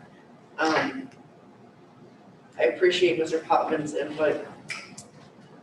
I appreciate where Mr. Bofla is coming from. Anybody who is objecting to this, and I understand administration versus on the ground. Having listened to Victoria and Hillary, I'm fairly certain that that assistant will probably be working as a teacher as well, just because that's what's going to end up happening. Anybody who would object to adding more ELL, take a look at that slideshow and those numbers from Portland versus us, and realize what we're working with. If you object to improving ELL in this town, you might want to take a good hard look in the mirror. Because what you're saying is that these children that need our help aren't worth it. Is that really something you're willing to say? And if it is, that mirror is a little old and a little cranky, and maybe you are too. Mr. Majerus Collins. Thanks. First, a clarification. The motion has been made and seconded, is that correct? Yes. And we're good on the language and everything? So, I'm fine with what you said. yeah, so what I have is a motion from Member Majerus Collins, second by Member Potman, to move forward with the 1.01 FY22 tax impact increase with a total tax of $11.38. Also with the directive to use some of the fund balance to fund and include in the general fund the assistant director, ELL. Great.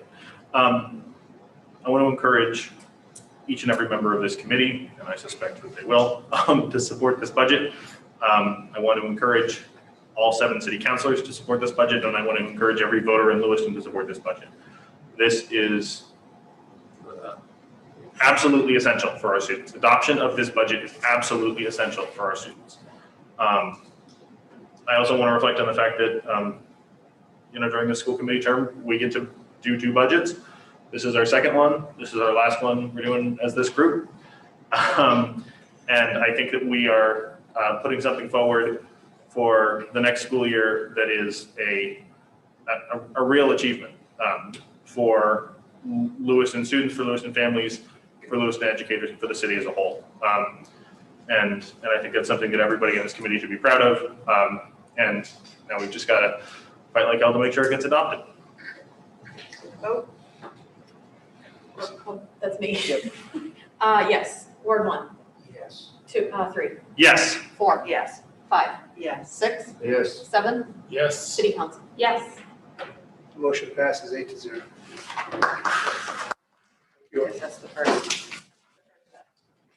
Agenda item number 11, report from City Council representative. Yes.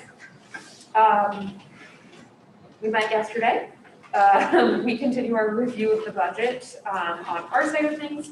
I will let you all know that I believe that the school department has already figured out a way to use COVID relief funding to alleviate the tax burden on our side of things, and asked about what our allocation is for the city side of things and how we plan to use that in order to be good stewards as well. There was not really a ton of answers yet because the city has not previously received those funds. It does not know the number, the amount of the allocation nor what are usable expenses on the other side. So I'm gonna keep pressing on that because I think we've done that really well on this side of things, and I'd like to see that happen on the other side as well. Our recreation director, new recreation superintendent starts tomorrow. I know that's been a subject of conversation throughout COVID and prior to in partnership with the schools. So hopefully you all will join me in welcoming her, and hopefully we have a really good relationship moving forward. And then lastly, the city of council adopted an equity statement last night. I know that City Spirit LA City Spirit has worked really hard on it. And it's been litigated in many conversations, but I'm very pleased to report that it did receive passage last night. I'm sure you'll update us when it will come to school committee, but an exciting conversation was had. Thank you. Agenda item number, Questions for this council? oh, do you have questions? Yes? Yeah, well, just more of a comment. I just wanted to thank you and Councilor Khalid and the other folks who voted to move that forward. Some of the discussion was really unfortunate, but I'm glad that the city supported it. Agenda item number 12, report from the school committee chair. I do not have a report this evening. Agenda item number 13, report from the superintendent. All I've lived recently is COVID and budgets. That's more or less. Jason, may I just add, I just wanted to give an update on I know there's been questions about the special ed assessment and audits. We have, I actually in my inbox tonight have a final agreement that we will sign, and I will be able to share with you in the next week or so the timeline of that and what those pieces will be as we move forward. So just wanted to let the committee know that was moving forward, and I should have more information probably by the next meeting. Thank you. Agenda item number 14, school committee community announcements. Mr. Damon? Yeah, just to let the committee know, and any of our staff, the Green Ladle today and tomorrow from 9 to 3 is hosting a furniture show for the addition. There are several vendors that are hoping to provide the fixtures and the furnishings for the new addition. And from 9 to 3 at the Green Ladle, you'll be able to actually go see them, touch them, and fill out a comment sheet so that maybe we can have some impact on just exactly what it will finally look like on the inside. The outside's looking great, but this is our opportunity now to help with the inside. So, and where it's a new thing, it's pretty cool. Just a bigger question, is there gonna be food there? I didn't see that on the announcement. You know you get a bigger It's the crowd. Green Ladle, I mean, somehow I suspect Dan will have something, I don't know, I shouldn't say that. I'll piggyback on that announcement a bit. So the Green Ladle is opening their food truck on Friday the 9th. So they'll be open for lunch if anybody wants to stop by. They follow all the protocols as far as food and service. And also just probably shouldn't do this in my spare, but I think it's a community announcement too, that it's a bit of a shout out to our assistant principals and assistant directors, because it's assistant principals, I say directors because of their role with us, week. So it's thank you to them and all the work that they do. Sometimes they go unnoticed because they're not the principal and they're not on the floor in the classroom, but these things don't happen without their work. So. Mr. Gerston? I just want to remind any members of the public who are watching that everybody in the school committee is eager to move past this pandemic and get things back to some semblance of normal. And the best thing that you all can do to contribute to that is to get your vaccines. And so now that everybody over the age of 16 in the state of Maine is eligible, I hope that folks will seek to do that as promptly as they can and help us move things back towards normal here in Lewiston Public Schools. Thank you. Agenda item number 15, future agenda items. Mr. Poppin? Yeah, as we've seen tonight, the introduction of certain items at an odd angle in coordination with our budget needs to, I think I'm gonna ask for a workshop that can address our fiscal calendar in establishing when we're gonna take up certain items that make sense to help us budgetarily moving forward, not only this tonight, but our CIP discussion is backwards, where council gets it before we even see it. So, there's several pieces that I think we need to readjust the calendar and line up to improve it. Ms. Whitlow? Yeah, I guess I'd like to have a conversation about the possibility of having non-credit based diplomas. I'm sorry, I wasn't here, but Non-credit based diplomas for those who might not be on track for college.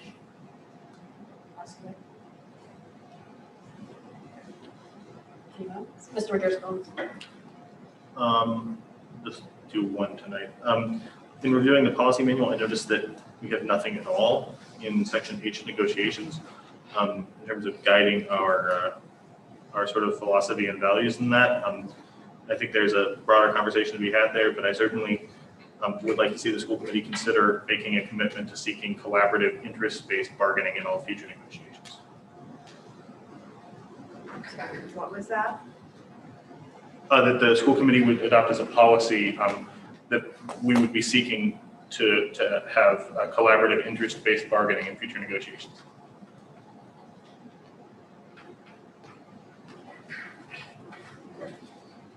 Ms. Ray? Yes, with policy section H, we have never had anything under it, and our review by MSBA did not raise any heckles about it or anything like that, so we'll get to that. There's a couple of other policy things first. I think a question, I don't know if it's a future agenda item, but I'm just curious where we stand in the LHS principal hiring and now the LMS principal hiring. So the LMS position will be posted very soon, and we're at a point now where the narrowed down candidates are going to be meeting with Karen and I. Great.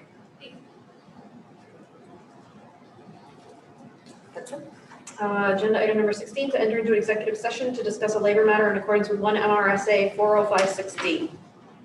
So moved. Second. Any discussion? At-large votes yes. Ward 1? Yes. 3? Yes. 4? Yes. 5? Yes. 6? No. 7? yes. City Council? Yes. We will enter executive session. Back to 7:01. Executive session.